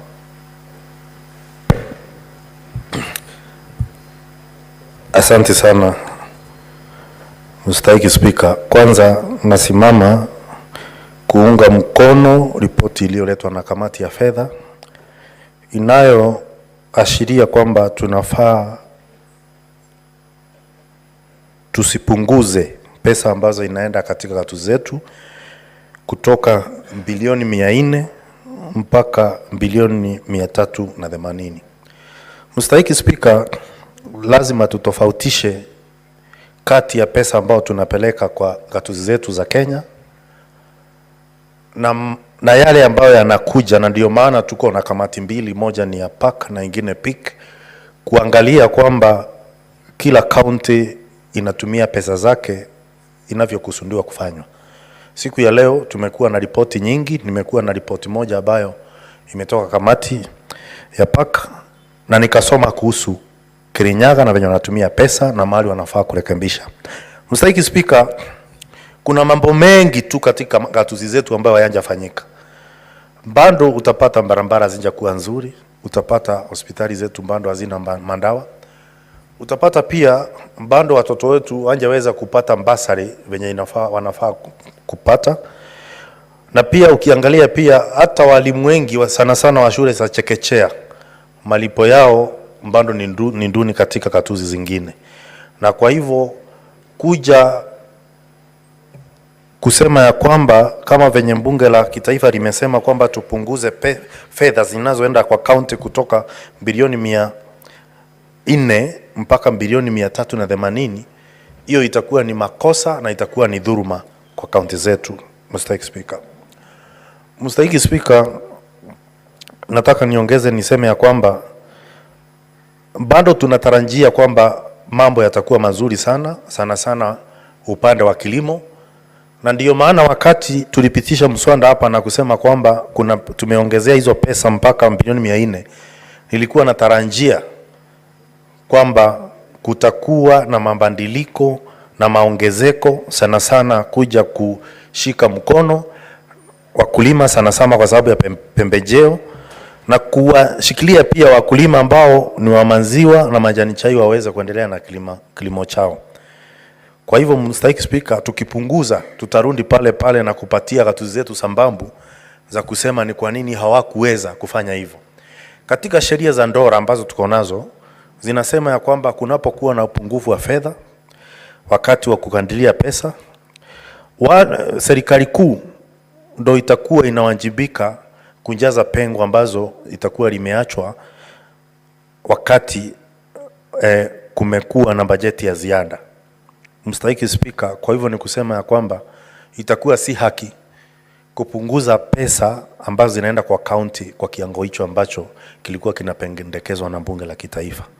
Nikimalizia Mstahiki Speaker, bunge la Seneti kazi yake kubwa ni kulinda ugatuzi.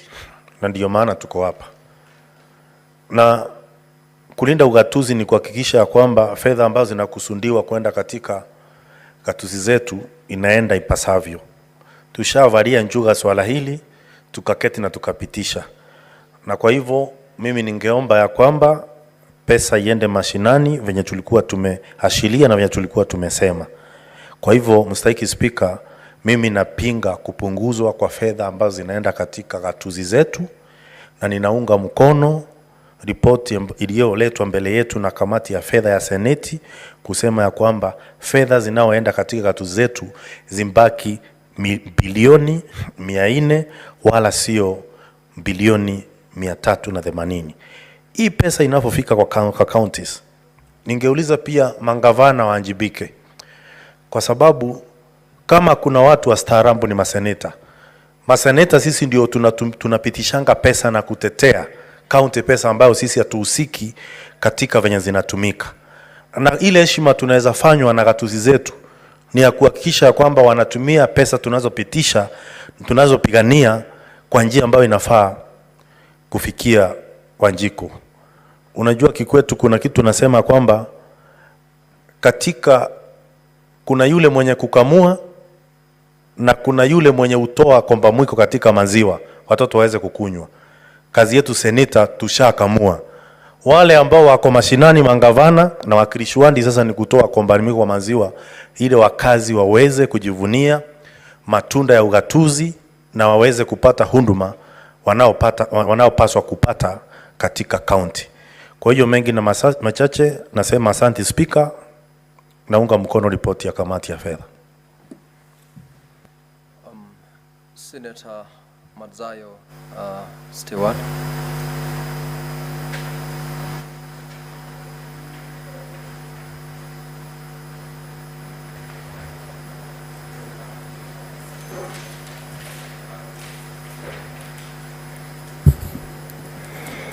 Asante Bwana Spika kwa kunipa fursa hii kuweza kuchangia pesa za ugavi zinazokwenda katika serikali zetu zote 47 katika nchi yetu ya Kenya. Bwana Spika, kwanza jambo la kushangaza, jambo za kusikitisha kwamba hapo awali tulikuwa sisi tumekubali kwamba kile kiwango tulikuwa tumeweka cha shilingi bilioni 415 ambacho tulikuwa tunataka ni kitita ambacho kingeweza kutosha kabisa, kwamba sisi tulikubaliana na tukaweza kukiregesha, tukakubaliana kwamba kiregeshwe chini mpaka kifike bilioni 400. Bwana Spika, imekuwa jambo la kusikitisha hivi tena kuona kwamba kumekuwa na marekebisho zaidi ya kwamba irudi chini mpaka ifike bilioni 380. Bwana Spika, nguzo za uchumi wa nchi yetu ya Kenya zinategemea serikali zetu za ugatuzi, kwa sababu katika miaka mingi tumekuwa katika serikali ya kimataifa, ya kitaifa, na maendeleo yake yamekuwa nadra sana. Nakumbuka mimi Kilifi County ilikuwa iko na ambulance moja na ilikuwa inaharibika saa zote. Kwa hiyo watu walikuwa hawezi kupata maslahi ya kubebwa na ambulance wakati wakiwa wagonjwa. Bwana Spika, sasa ziko ambulance zaidi ya karibu 5 ama 6 ama 7 ambazo ziko katika Kilifi County. Bwana Spika, hiyo ni kumaanisha ya kwamba serikali ya ugatuzi inafanya kazi yake vilivyo. Bwana Spika, vile vile Bwana Spika, nataka kusema kwamba tunakataa hii bill ni kwa sababu bill inatengenezwa kuweza kuregesha pesa chini ili serikali zetu za ugatuzi alafu zinaanza kuingia katika shida ya kuweza kutafakari ama kufanya ile kazi ambayo wanatakana wafanye katika serikali za ugatuzi. Inakuwa shida kubwa sana kwa gavana kujipanga, ikiwa hapo awali alikuwa amejipanga atafanya kitu fulani, na hivi sasa tumwambie kwamba hiyo pesa haiji kwa sababu hatukuweza kuipata. Hii Senate ndio bunge ambalo linahusika na serikali za ugatuzi, na sisi ni kama wale watu wamevaa kiatu. Bwana Spika, avae kiatu akisikia kina maumivu ama kinaumiza, anajua pale kinapoumiza. Sisi kama maseneta ndio tunajua ugonjwa wa county uko wapi, na kunazo sababu tunasema kwa nini county zitenge pesa za maendeleo ya mahospitali, ya madawa, ya barabara, ya shule za chekechea na maendeleo kadha wa kadha wanatakana waendelee nayo. Sisi ndio tunaelewa shida ambazo zinakumba serikali za ugatuzi na kazi zetu hapa tulizonazo.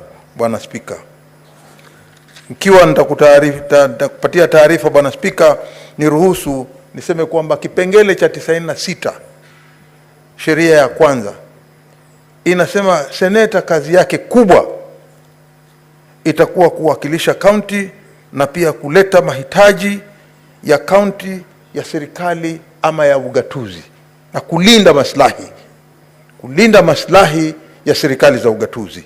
Katika kipengele cha 96 sheria ya kwanza kwamba seneta kazi yake itakuwa kuwakilisha county na pia kuweza kuleta ama kuangalia maslahi yake ya ile serikali. Kwa hiyo hii ni kazi ambayo inahitaji uangalifu na udhalilifu wa hali ya juu sana kuona ya kwamba mahitaji haya yameweza kupatikana. Lakini cha umuhimu zaidi kulinganishana na hii bill ambayo iko hapa mbele yetu ni kipengele cha 96 sheria ya 3 ambayo inasema ya kwamba taratibu za Senate katika kazi zake.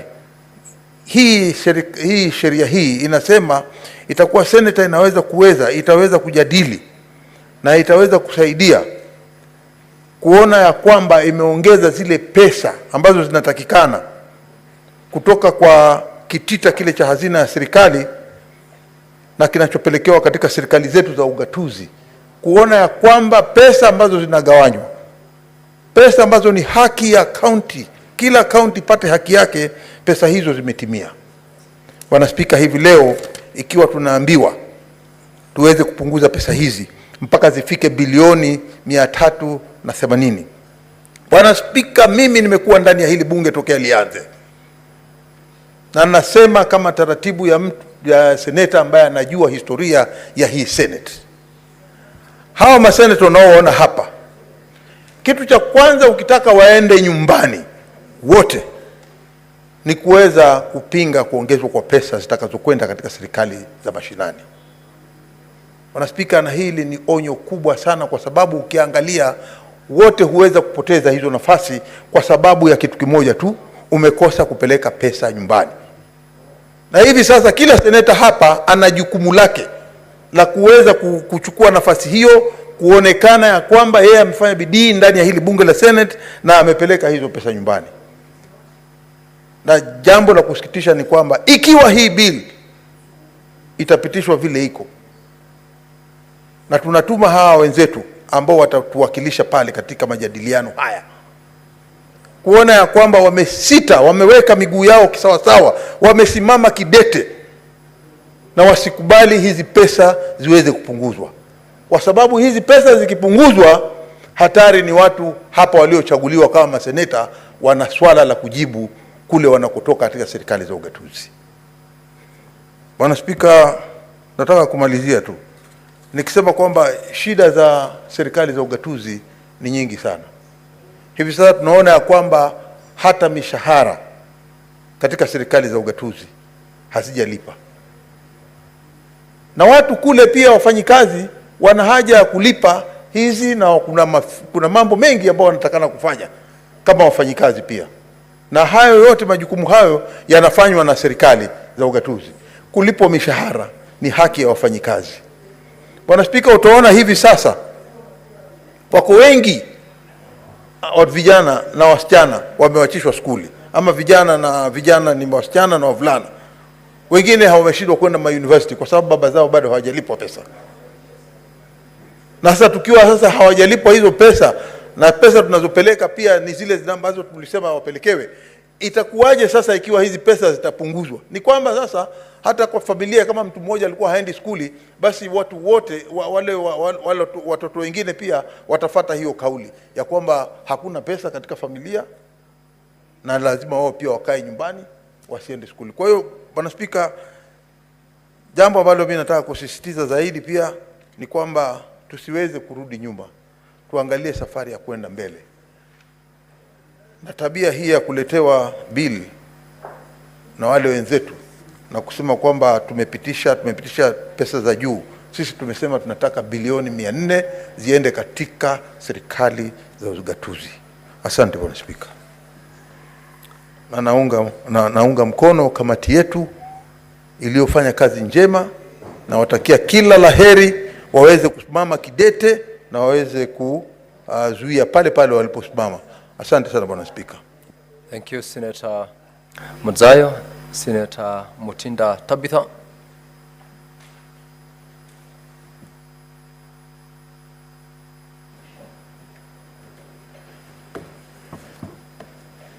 Thank you, Mr. Speaker. And I really want to start by appreciating senators that have spoken before me, because as the Vice Chair of Finance and Budget, as a committee speaker, we all unanimously agreed to reject the amendments. And the sentiments that have been given by colleagues are the same, and we really want to appreciate that. I want to recall in the beginning of this 13th Senate session, when we started, there was really much forth and back in the arguments of the division of revenue.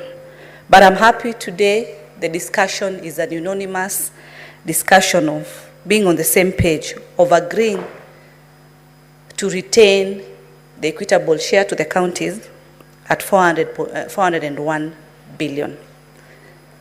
Mr. Speaker, on the same, I really do appreciate all the stakeholders that we walk a journey with. And more specifically, I would want to appreciate the COG. I've really seen this time round how COG have appeared before the committee, and we've been able to be on the same page, unlike at the beginning, whereby they never used to really appear or bother. But this time round, They've been in the forefront, which is good, so that it can be a win-win for all of us, Mr. Speaker. Mr. Speaker, I'd like to note that there has been reduction from the financial year of 2014-2015. The figures have been reducing. They started with about 21%, 21.7, that is about 22% rounding off, to where we are last financial year, 2023-2024, whereby the percentage is about 16.8%. Mr. Speaker, if we are to allow this figure to keep on going down, then this percentage definitely will keep on reducing. Then the bigger question would be, then why are we here? Secondly, what justifies these figures going down each and every time, Mr. Speaker? Mr. Speaker, as you know, last financial year, which was 385, we were coming from the previous allocation of 370. We were able to bring it to 385, still through a mediation process. At the same time, when our deliberation started as a committee, our proposal was 415 billion. We came to this House, and that was adopted, but because the figures were different, of course, we still went to mediation. We stood firm, and I really want to appreciate the committee that went for mediation. Still, they stood firm, and that's how we retained the 401 billion. But Mr. Speaker, it is very important for this House to note, how did we get to agree and settle with an increment of 16 billion to 401, Mr. Speaker? Is because of the different parameters, the different policies that are already in place. And as a committee, we went further down to get to look at these issues that are in place. Because if these issues are also not being addressed, Mr. Speaker, or looked into so keenly, then we will be killing devolution. What are the issues? What were the concerns that as a committee we looked at? One of the key issues was the issues of the KIPES. The KIPES that have already been adopted by the county governments, Mr. Speaker, which requires a 50-50% share from both the national government and the county governments. Some of these projects have been kick-started. Some of these projects have been launched. And Mr. Speaker, for the counties to be able to achieve these provisions for KIPES, they require 11.7 billion, Mr. Speaker. Where is this money going to come from? Mr. Speaker, when we went further, there was the issue, the current issue of our CHPs. CHPs also, the formula that is in place talks about a 50-50 contribution from the national government and from the county government. And the amount is 3.23 billion, Mr. Speaker. If this reduction is made, Mr. Speaker, then it means our CHPs will go unpaid. Nairobi is leading with the highest number of the CHPs among other counties. And as we know how much input they're having, the impact that they have today. And so, if we reduce these amounts, does it mean that our CHPs will go unpaid, Mr. Speaker? There's the other issue of the NSSF contribution. With the new policies, these amounts have changed, and this cost is a recurrent cost that needs to be taken care by the county governments. And it amounts to another 3 billion. Where is this money supposed to come from? These are policies that are cut across nationally, which also affect the employees at the county levels. Mr. Speaker, there is the other issue of the housing levy issue, Mr. Speaker. The outstanding amount that the counties will require to pay is over 4 billion. These are policies that need to be adhered to. Mr. Speaker, we cannot forget also the salary annual increment for employees. And at the county level, it will be about 6.2 billion. Where are counties supposed to get all these funds to be able to sustain all these particular recurrent expenditures and developmental expenditures? Some of them, as I've stated earlier, there are policies in place, and they need to be supported. They need to be paid, and not just paid, but paid on time.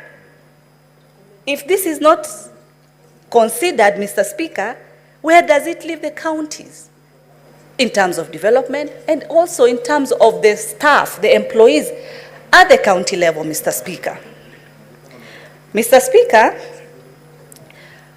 since these amendments are coming from the National Treasury, when the minister appeared last week but one before our committee, my greatest concern, our greatest concern as a committee, was what simulation was used to reduce the figure from 400 to 380. That is a whopping 20 billion. What mathematical formula was used to arrive at 380? Why not 399 then? Why not remove 300 and be left with 100 then? If figures just need to be removed without justifiable explanation as to then which budget needs to be cut. The explanation was not substantiated enough to justify the deduction of the 20 billion. Mr. Speaker, then it means these deductions have just been done. And so that means then, if we allow this to take place, especially keenly looking at clause 3, the clause 3 which had proposed to amend section 5 of division of revenue, which was to provide to provide that the shortfall as per Article 219, which says a county's share of revenue raised by the national government shall be transferred into the county without undue delay and without deduction, except when the transfer has been stopped under Article 235. If then we were to allow this amendment to take place, it will then mean the Minister for Finance will have room to change, to amend the equitable share to the counties without referring to Parliament. So if there is no justification for the 20, then tomorrow if another 10 is deducted, because there is room and we've given room as per clause 3, we would be leaving the county very exposed. This scenario is one of the uniquest scenarios because this has not happened before, Mr. Speaker. Mr. Speaker, you look at the total shareable revenue. It's 2.6 trillion. The national government share stands at 2.23 trillion. And hence, counties at 401 as per the previous allocation. Instead of removing the 20 billion from the counties, what they should do, according to our proposal, is remove that 20 billion from the national government share. That's a manageable amount that when it cuts across the different ministries, it could be minimal. It could range even between 1.5 to 2 billion reduction, unlike just removing a whopping 20 billion from the county governments. So the amount, the remaining about 2.2 trillion will be enough to be able to cut across, looking at the other factors that I've mentioned earlier, the KIPES, CHPs, NSSF contributions, annual increment, all those, with this reduction, they'll be able to affect the counties massively, Mr. Speaker. Earlier, we had the statement by Senator Kavindu in regards to the stalled projects, Mr. Speaker. And I rose and stated that the issue of stalled projects does not even cut, it's not only one county, but it cuts across all the 47 counties. What brings about these particular issues, Mr. Speaker? It is where we are, whereby budgets have been done. And then these projects have already been also started. They've kicked off. These projects end up stalling. So that is one, money that is just cannot be valued. It is just lying there. At the same time, people are not able to enjoy the project, the developments within that particular region. Issues of pending bills now crop up because, of course, investors have been able to put their money. They cannot be paid fully. The project is halfway. Issues right, left, and center because of issues of monies not being enough or have been adjusted. The county assemblies do have budgets. So this then brings about budget challenges for the counties. Yes, I agree we have a big thorn in terms of the pending bills. But not all counties are experiencing the same. I know and I acknowledge Nairobi has the huge, the biggest. In this additional, it was to get, Nairobi was to receive 20 billion more. The pending bills are over about 100 billion. Since we've seen an increase in the on-source revenue, and this increase that is supposed to go to the county, probably, and I say probably, they would be able to focus on reducing their pending bills if money is not reduced. Mr. Speaker, as I finish, I want to also state, and I'm happy in the SBC today where I do sit, we looked at the CSS who are appearing before this house next week, and I'm happy because the Minister for Finance, if I'm not wrong, is actually one of them who will be appearing to respond to some of the questions. And apparently the former minister really was very active in the committee, but in the house he's never appeared.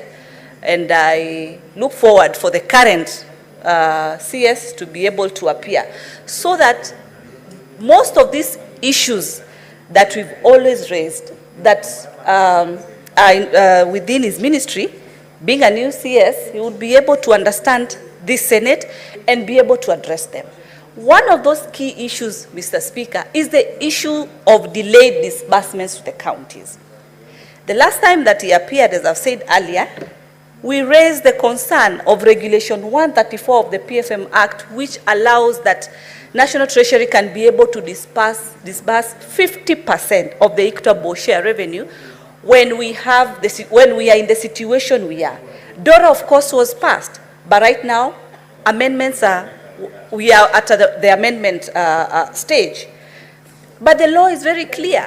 He communicated that the AG, he will consult with the AG to be able to advise the committee if that can be able to take place. And I am so happy because as of today, as a committee, we've been able to receive a response that has also been shared to the committee on the response and the advice of the Attorney General, the current Attorney General, Madam Dorcas Oduor, who has been able to advise, very straightforward, that in the absence of the county allocation of Revenue Act, the disbursement will be held up to 50% of the total equitable share allocated.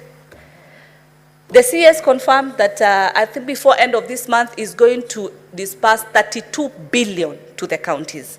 I'm happy when he appears tomorrow, I'll ask and request colleagues to also affirm that so that our counties will be able to receive their share. Emphasis on ensuring timely disbursements are in place, and at the same time that our people, the staff working at the counties, will be able to receive their salaries on time. This issue of employees not having salaries within more than 2 months, 3 months, it's very sickening. Because then how do we avoid corruption? How can you be seated transacting huge sums, millions of money, and you cannot be paid? This is where then some of these issues start taking place. So, Mr. Speaker, I do look forward that as we conclude on these amendments, on this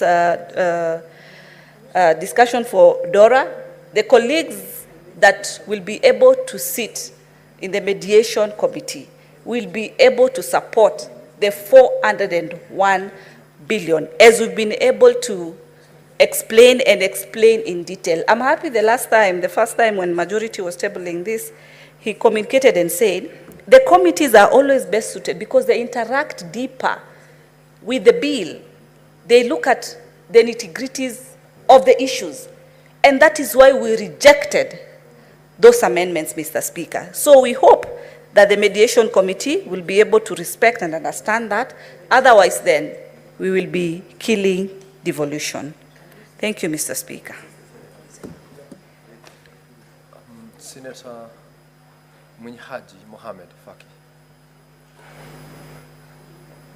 Asante Spika kwa kunipa fursa hii kuchangia mswada wa marekebisho ya sheria ya DORA. Mheshimiwa Spika, kwanza kabisa ningependa kuunga mkono ripoti ya kamati ya bajeti na fedha ya bunge hili kuhusiana na kuangalia kwao kwa mswada huo wa marekebisho ya sheria ya DORA. Mheshimiwa Spika, sheria ya DORA ilipitishwa mapema mwaka huu, ambapo kiwango cha pesa ambazo zinatakana kwenda kwa kaunti zetu kwa muhula huu mwaka 2024-25 ni shilingi bilioni 400.1. Lakini Mheshimiwa Spika, kutokana na kuondolewa kwa mswada wa fedha mwaka 2024-25 katika bunge la kitaifa, imebidi kufanywa marekebisho ili zile fedha ambazo zingekwenda kwa kaunti zetu ziweze kupunguzwa kulingana na kwamba serikali haitaweza kukusanya pesa kama walivyokuwa wametarajia. Mheshimiwa Spika, kwa hiyo mswada unataka kupunguza fedha kutoka shilingi bilioni 400.1 mpaka shilingi bilioni 380. Mheshimiwa Spika, mwaka uliokwisha bunge hili pamoja na bunge la kitaifa lilipitisha shilingi bilioni 385.45 kama fedha ambazo zitatakana kwenda katika kaunti zetu. Lakini Mheshimiwa Spika, ni masikitiko kwamba pesa ambazo zilifika katika kaunti zetu zilikuwa ni shilingi bilioni 350 pekee. Bilioni 30 nyingine Mheshimiwa Spika, bilioni 355. Milioni 30 Mheshimiwa Spika hazikuweza kufika katika kaunti zetu. Na mpaka sasa Mheshimiwa Spika, serikali haijaweza kutoa maelezo ni kwa sababu gani haikuweza kupeleka fedha hizo. Mheshimiwa Spika, pia jambo jingine la kusikitisha ni kwamba kutokea mwezi wa 6 mwaka huu kaunti zetu hazijapata hata ndururu kutoka kwa serikali kuu. Na nimesikia seneta aliyetangulia akisema kwamba kufikia mwisho wa mwezi watapelekewa bilioni 32. Lakini Mheshimiwa Spika, pindi pesa hizi zinazochelewa, serikali za kaunti zinapata shida Mheshimiwa Spika ya kukidhi mahitaji yao. Inasikitisha Mheshimiwa Spika kwamba jana daktari mmoja alijitoa uhai kwa sababu ya kukosa pesa au kucheleweshwa kwa mishahara ya madaktari, na hivyo basi hawezi kukidhi mahitaji yake ya kibinadamu. Mheshimiwa Spika, mambo haya ya kuchelewesha fedha yanachangia pakubwa malumbukizi ya madeni katika kaunti zetu. Mheshimiwa Spika, tukiangalia kimsingi ni kwamba fedha zinazokwenda katika kaunti hazifasi kupunguzwa kwa njia yoyote, kwa sababu tukiangalia serikali kuu iko na uwezo wa kukopa kwa masoko ya fedha hapa nchini na vile vile pia masoko ya fedha ya nje. Lakini kaunti zetu Mheshimiwa Spika hazina fursa kama hiyo ya kuweza kukopa kwa sababu kwamba kukopa inataka ipate udhamini wa serikali kuu, na udhamini ule Mheshimiwa Spika hauwezi kupatikana kwa sasa kwa sababu serikali kuu yenyewe ina madeni kupita kiasi, ambapo wameweza kupitisha kile kiwango cha madeni ambayo yanatakana kuwako ambayo ni asilimia 55 ya pato la kitaifa. Kwa Mheshimiwa Spika, kwamba kwanza ni kuwa fedha zinacheleweshwa kutoka kwa serikali kuu kwenda kwa serikali za kaunti, na pili, hata zile ambazo wanahitajia ambazo tayari zimepitishwa katika ile tunaita disbursement schedule, pia vile vile haziwezi kufika kwa wakati, Mheshimiwa Spika. Kwa hiyo Mheshimiwa Spika, haiwezekani kwamba mapungufu ya fedha yaweze kupitishwa kwa serikali za kaunti wakati serikali kuu ina uwezo wa kuweza kukopa, ina uwezo wa kukusanya fedha ambazo zinakuwa juu ya zile ambazo wanahitajika kukusanya katika ule mwaka unaofuata. Mheshimiwa Spika, jambo la tatu ni kwamba wakati tunapozungumzia asilimia ya fedha zinazokwenda kwenye kaunti, hisabu tunazotumia ni za miaka 4 nyuma. Kwa sasa tunatumia mwaka wa 2020 2021. Kwa hiyo Mheshimiwa Spika, tutatumia hisabu za miaka 4 nyuma kugawanya pesa ambazo zinakusanywa mwaka huu. Mwaka wa fedha tunaozungumzia Mheshimiwa Spika ni 2024 2025. Lakini tutatumia percentage ama kiwango asilimia ya mapato ya serikali ya mwaka 2020 mwaka 2021. Mheshimiwa Spika, hiyo inatoa taswira mbaya, kwa sababu fedha ambazo tunazungumzia ni fedha ambazo zitakusanywa mwaka huu, sio pesa zilizokusanywa miaka 4 iliyokwisha. Kwa hiyo Mheshimiwa Spika, taswira hii inatoa sura mbovu kabisa, kwa sababu kwa sasa serikali inataraji trilioni 2.6. Ilikuwa kwanza anatarajia trilioni 2.9, lakini iliporekebishwa inakuja trilioni 2.6. Wakati fedha ambazo tunazozungumzia Mheshimiwa, zile stakabadhi ama accounts zinazotumika kwa mipango hii ni za mwaka 2020 2021, ambapo mapato ya serikali kwa wakati ule nafikiri ilikuwa ni trilioni 1.9. Kwa hiyo Mheshimiwa Spika, ipo haja ya kurekebisha katiba ili tuone kwamba zile takwimu ambazo zinatumika, asilimia inayotumika ni asilimia ya mapato ya ule mwaka ambao uko, kwa sababu hizi pesa serikali imenuia kukusanya na pesa hizi zote zinakusanywa katika kaunti. Kwa hiyo Mheshimiwa Spika, hatuoni sababu gani zisitumike hizo kuweza tarakimu za mwaka huu kuhakikisha kwamba pesa zinapatikana. Mheshimiwa Spika, tukiangalia zile sheria ambazo serikali kuu ilipitisha kupitia kwa bunge hili pamoja na bunge la kitaifa, utapata kwa Mheshimiwa Spika, sheria hizi zimeweza kuongeza gharama katika kaunti zetu. Kwa mfano Mheshimiwa Spika, sheria ya afya, Social Health Insurance Fund, inaongeza gharama kwa serikali za kaunti. Kwa sababu mfanyaji kazi analipiwa na vile vile pia kaunti inachangia katika pesa zile. Mheshimiwa Spika, tukiangalia pia sheria ya National Social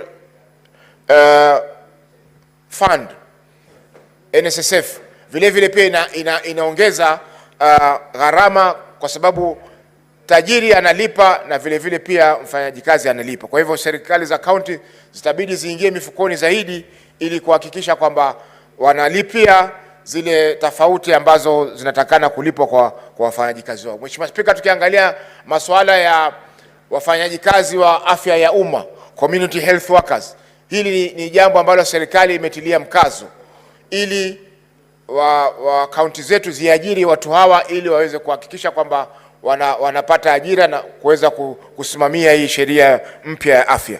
Kwa hiyo Mheshimiwa Spika, gharama zote hizi ambazo zinaongezeka, mbali na ile nyongeza ya mishahara ambayo iko katika makubaliano kati ya vyama vya wafanyaji kazi za kaunti hizi na pamoja na serikali za kaunti, zote hizi Mheshimiwa Spika zinachangia kuongezeka kwa matumizi katika kaunti zetu.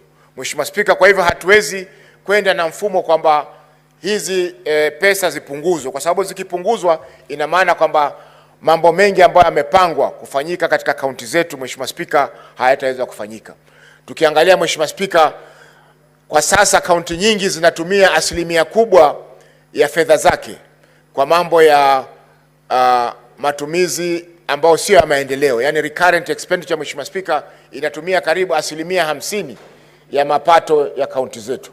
Kwa hiyo Mheshimiwa Spika, ikiwa hakuna fedha za kutosha kwenda katika miradi ya maendeleo, ina maana kwamba hatutakuwa na miradi yote ya maendeleo ambayo itafanyika katika kaunti zetu. Hivyo basi tutakuwa siku zote tunatumia pesa kwa mambo ya recurrent expenditure kuliko kutumia kwa maendeleo katika kaunti zetu. Mheshimiwa Spika, ningependa tu kugusia mambo mawili ambayo yameweza kuangaziwa leo katika vyombo vya habari, kwamba ni kwa pesa nyingi zinatumika kwa mambo ambayo si ya msingi kimaendeleo katika kaunti zetu.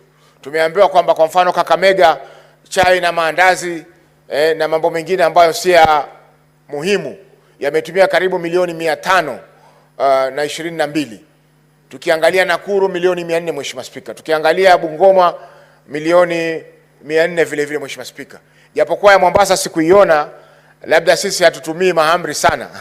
Lakini Mheshimiwa Spika, la msingi ni kwamba pesa nyingi zinatumika katika mambo ambayo hayaleti maendeleo katika kaunti zetu. Pesa nyingi zinakwenda katika safari ambazo hazileti natija, Mheshimiwa Spika. Pesa nyingi zinakwenda, Mheshimiwa Spika, kwa mikutano ambayo haileti maendeleo katika kaunti zetu. Kwa hiyo Mheshimiwa Spika, ipo haja ya kaunti zetu kujaribu kupunguza, kwa sababu tumeambiwa katika mwongozo wa serikalini kwamba kutakuwa na watu kukaza mshipi, lakini tunaona Mheshimiwa Spika, bado kuna matumbizi ambayo hayana msingi wowote kisheria kuhakikisha kwamba kaunti zinadorora kihuduma. Kaunti zinadorora. Ukiangalia katika masuala ya afya, Mheshimiwa Spika, ile mpango wa MES, Medical Equipment Scheme, Mheshimiwa Spika, ningeomba unilinde na haya mazungumzo yanayoendelea hapa, kwa sababu naona Senator Uroba amesimama karibu nusu saa, Senator Karungo Athangu, Murango, Senator Matinga ambao ni wenyekiti, na nasikitika pia Mheshimiwa. Allow the chair to keep them in order so that you can proceed. Please. Senator Veronica and Senator Matinga, if you are consulting, please do so in low tones. Senator Mutinda. Proceed, Senator. Asante Mheshimiwa Spika. Na ningeomba pia Senator Uroba aweze kuchukua kiti chake, Mheshimiwa Spika. Thank you. Kwa Mheshimiwa Spika, tunasema kwamba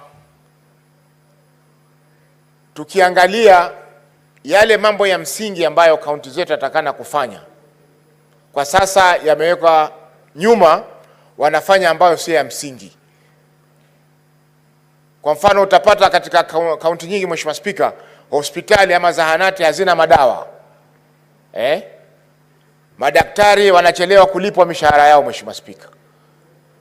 Wale CHWs ambao wameajiriwa kwa ili waweze kusaidia kupeleka huduma za afya mashinani hawapati pesa ama hawalipi mishahara yao kwa wakati. Hivyo basi inamaanisha kwamba huduma zinadorora katika kaunti zetu. Tukiangalia Mheshimiwa Spika, hakuna masoko mapya yanayojengwa.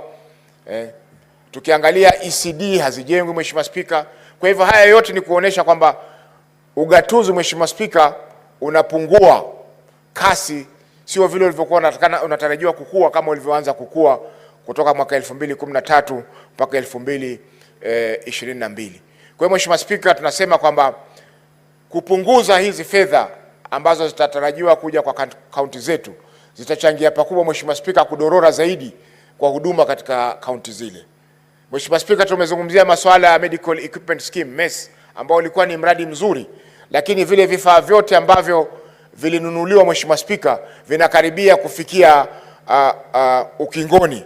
Haviwezi tena kutoa huduma baada ya karibu miaka 10 kutoka mradi huu uanze kutumika, Mheshimiwa Spika. Hivyo basi, Mheshimiwa Spika, ipo haja ya kuvirekebisha ama kubadilisha vifaa vipya. Kwa mfano, zile sehemu ambazo mashini za dialysis zilikuwa zinatumika, Mheshimiwa Spika, miaka 10 inaenda kuisha, kwa hivyo inatakana kupatikana mashini mpya. Mheshimiwa Spika, ukiangalia nyingine labda vile zile pembejeo zinazotumika, software zinazotumika katika mashini zile zimebadilika kutokana na mambo mapya kuingia katika mitindo ya kuendesha mashini zile. Hivyo basi natakana waekeze katika mashini mpya ili ziendelee kutoa huduma kwa wananchi katika sehemu zile. Mheshimiwa Spika, iwapo hizi fedha zitapunguzwa, ina maana kwamba miradi yote hii ambayo inatarajiwa kufanya na kaunti zile itaweza kukoma au kusangaa. Hivyo basi wananchi watakosa huduma muhimu katika kaunti zetu. Mheshimiwa Spika, serikali ilisema kwamba itapunguza ile inaitwa ubadilifu wa fedha, lakini tukiangalia Mheshimiwa Spika, ubadilifu bado uko pale pale. Tukiangalia safari za nje zinaendelea kuwako kwa mawaziri na ofisi zingine kubwa za serikali. Tukiangalia Mheshimiwa Spika, fedha zinapotea kiholela katika mashirika na wizara ambazo EACC inachukua muda kuweza kuwapeleka mahakamani wale ambao wanahusika na ubadilifu wa fedha hizo. Kwa hiyo Mheshimiwa Spika, tunasema kwamba kupunguza fedha hizi itakuwa sio sawa kwa kaunti zetu kwa sasa. Mheshimiwa Spika, ina maana kwamba lazima serikali ijifunge kibwebwe, ihakikishe kwamba imekusanya kila kitu katika zile ambazo wamepanga kukusanya hilo trilioni 2.6 ili wahakikishe kwamba hakuna fedha zinapungua zinazokwenda katika kaunti zetu. Mheshimiwa Spika, kwa kumalizia Mheshimiwa Spika, ni kwamba wakati wa kamati kuchunguza mswada huu tulipata maoni kutoka kwa mashirika mengi pamoja na jumuiya ya magavana, Council of Governors, baraza la magavana. Mheshimiwa Spika, na wengi walikataa kupunguzwa kwa fedha hizo kwa sababu inamaanisha kwamba huduma katika kaunti zetu itaweza kudorora.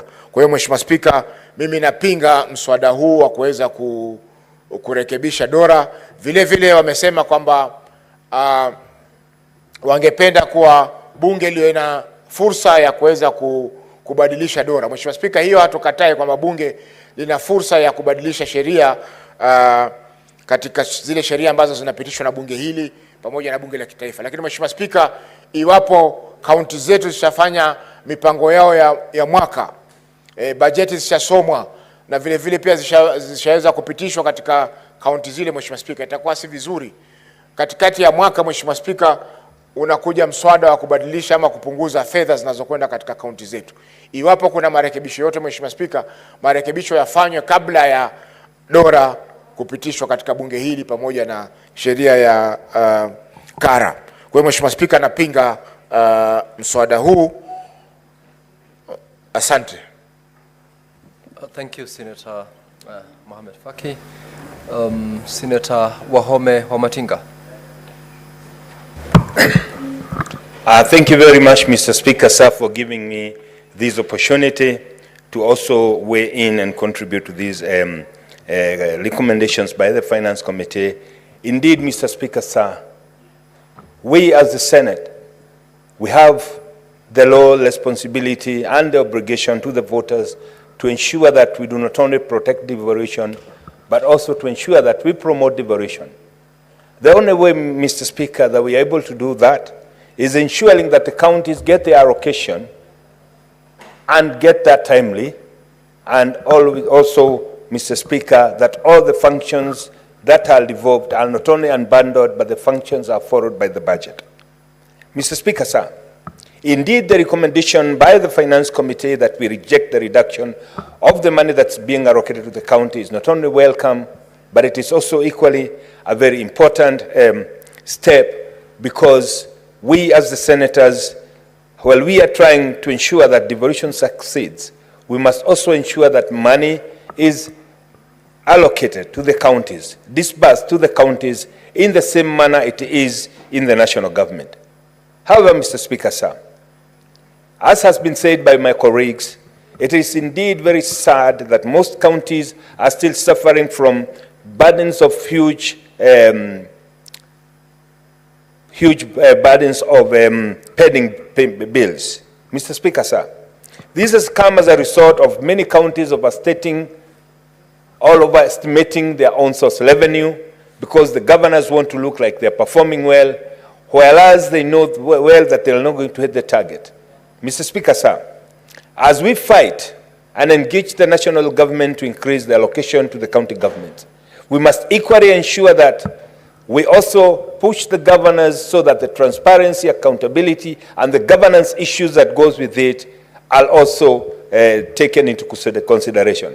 Mr. Speaker, sir, we know that many county governments are having a huge problem with pending bills, not because the contractors or the suppliers did not supply, because they are all upside-down priorities that successful governors, when they come into office, they fail to honor. Mr. Speaker, sir, we as senators, as we keep on fighting for this allocation, we must also set in motion a mechanism that will ensure that all those counties that have pending bills are made in line with the law to ensure that the first charge of their allocation goes to the pending bills. Mr. Speaker, sir, indeed, looking at the number of Kenyans who have worked for the counties, be it as contractors or suppliers, those who supplied goods, they suffer the same way as the county employees who don't get paid timely. Mr. Speaker, sir, another area that we must address and look at is health delivery. The health services, Mr. Speaker, sir, has for a very long time suffered because many governors and many county governments have not prioritized provision of health services. It is not a priority to many of them. Mr. Speaker, sir, it may surprise you to see a county governor allocating empowerment programs to different groups, but also ensuring that those groups cannot get any medication from the hospitals in the county because he does not give enough resources. Mr. Speaker, sir, we therefore must put a mechanism in place to ensure that as the counties get allocation, as the budgets are fixed, then they are not changed mid-term, because we know that there is a common practice where they'll get allocation and only end up paying those who will look after them, Mr. Speaker. Unless we address the issues of transparency, unless we address the issues of accountability, unless we address the issues of poor governance, even getting the huge allocation, Mr. Speaker, then we'll still be left with very little to see. Mr. Speaker, sir, you do remember when we went to the Senate Mashinani in Turkana, there was indeed a chance and opportunity to visit various projects that have been undertaken by the county government. Mr. Speaker, sir, we were left wondering, 120 billion down the line, how comes people of that specific county cannot get enough water? Mr. Speaker, there are counties, yes, that have done very well, extremely well, with the allocation and with the money that they've gotten. There are some, Mr. Speaker, 10 years down the line, they have nothing to show. I do remember, Mr. Speaker, sir, that yes, the allocation of 401 billion was a historic, past 400 billion mark, Mr. Speaker. But as we pass this historic mark, Mr. Speaker, we must also come strongly and put mechanisms in place that ensures that that money does not go to wastage. Mr. Speaker, sir, it is the role of this House, it is the responsibility of this House, Mr. Speaker, as much as we are denied the adequate resources to ensure that we do effective oversight, we must, Mr. Speaker, condemn the things that these governors are doing. Mr. Speaker, sir, today in the morning, I read an article about counties that have blown millions, hundreds of millions of shillings with foreign travel. Mr. Speaker, sir, if you are left wondering, what is the similarity between our counties and the country of Singapore that every county government insists on taking MCAs to that country so that they can benchmark? Mr. Speaker, sir, it is time we are called to be rational spenders. As much as we know that we raise this money through revenue collected from the taxpayers, we must give our people, we must stand for our people so that they can get value for money. Mr. Speaker, sir, it is the high time that this House starts to name and shame those counties that are blowing billions of shillings in foreign travel, those who are blowing millions of shillings, Mr. Speaker, through tea and mandasis, as has been said by my colleague. It is time we shame them, Mr. Speaker, and name them, because it is time that now, as we push through with austerity measures, it must go down to the county governments. Mr. Speaker, sir, you were left wondering, why would someone want to take a whole county assembly to a country, to Tanzania, to Arusha, to do training, while they can get that training here locally? Mr. Speaker, sir, as I sit down, I want to urge my colleagues Let us now, as we push the Senate machinani, let us open our eyes, let us move with speed, so that as we push for this money to be retained at 401, let us also ensure that we leave a mark as that Senate House, as that fourth Senate, that ensure that the utilization of county resources, of public resources, is not only prudent,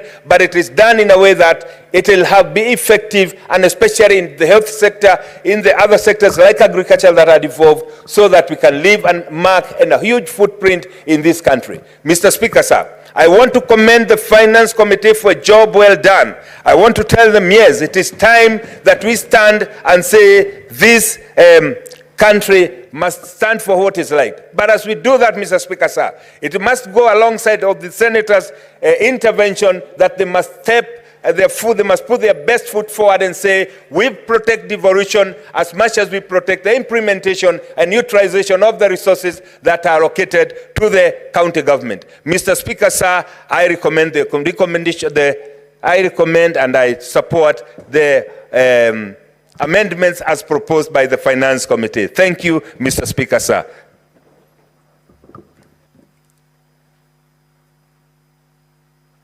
Senator Gloria Aroba.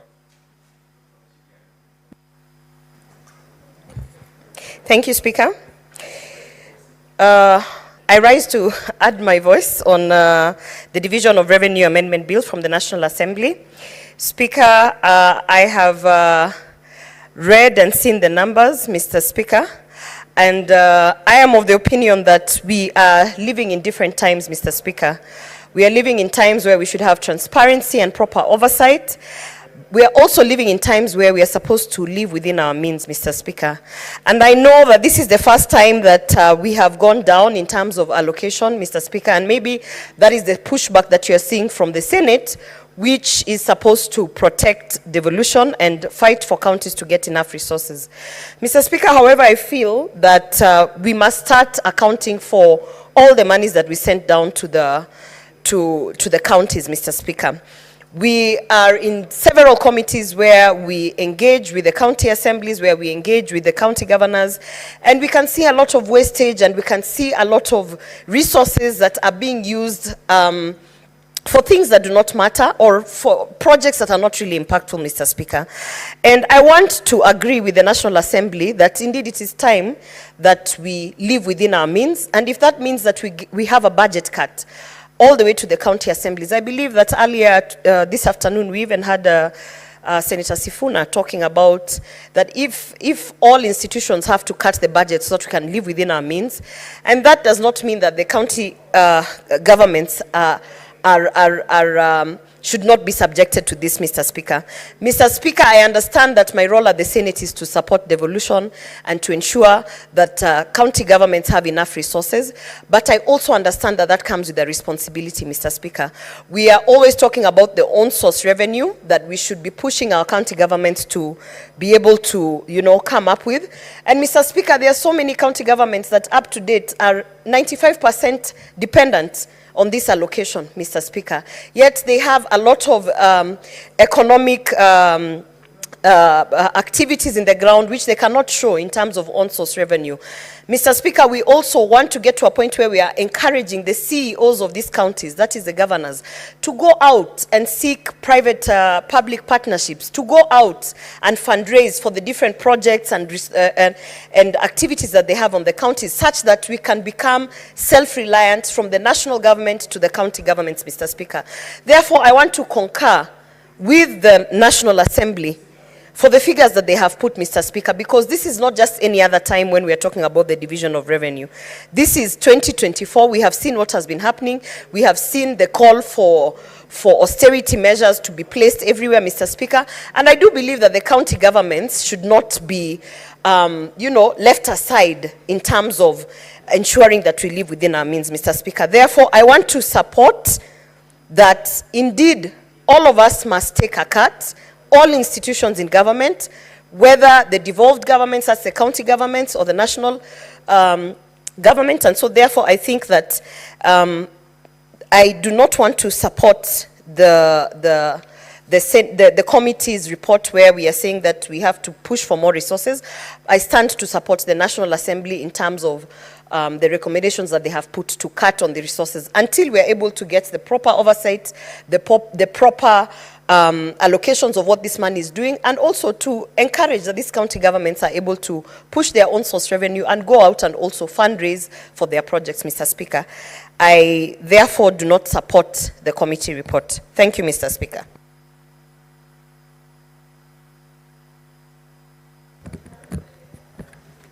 Honorable members may rise. It is now 6:30 p.m.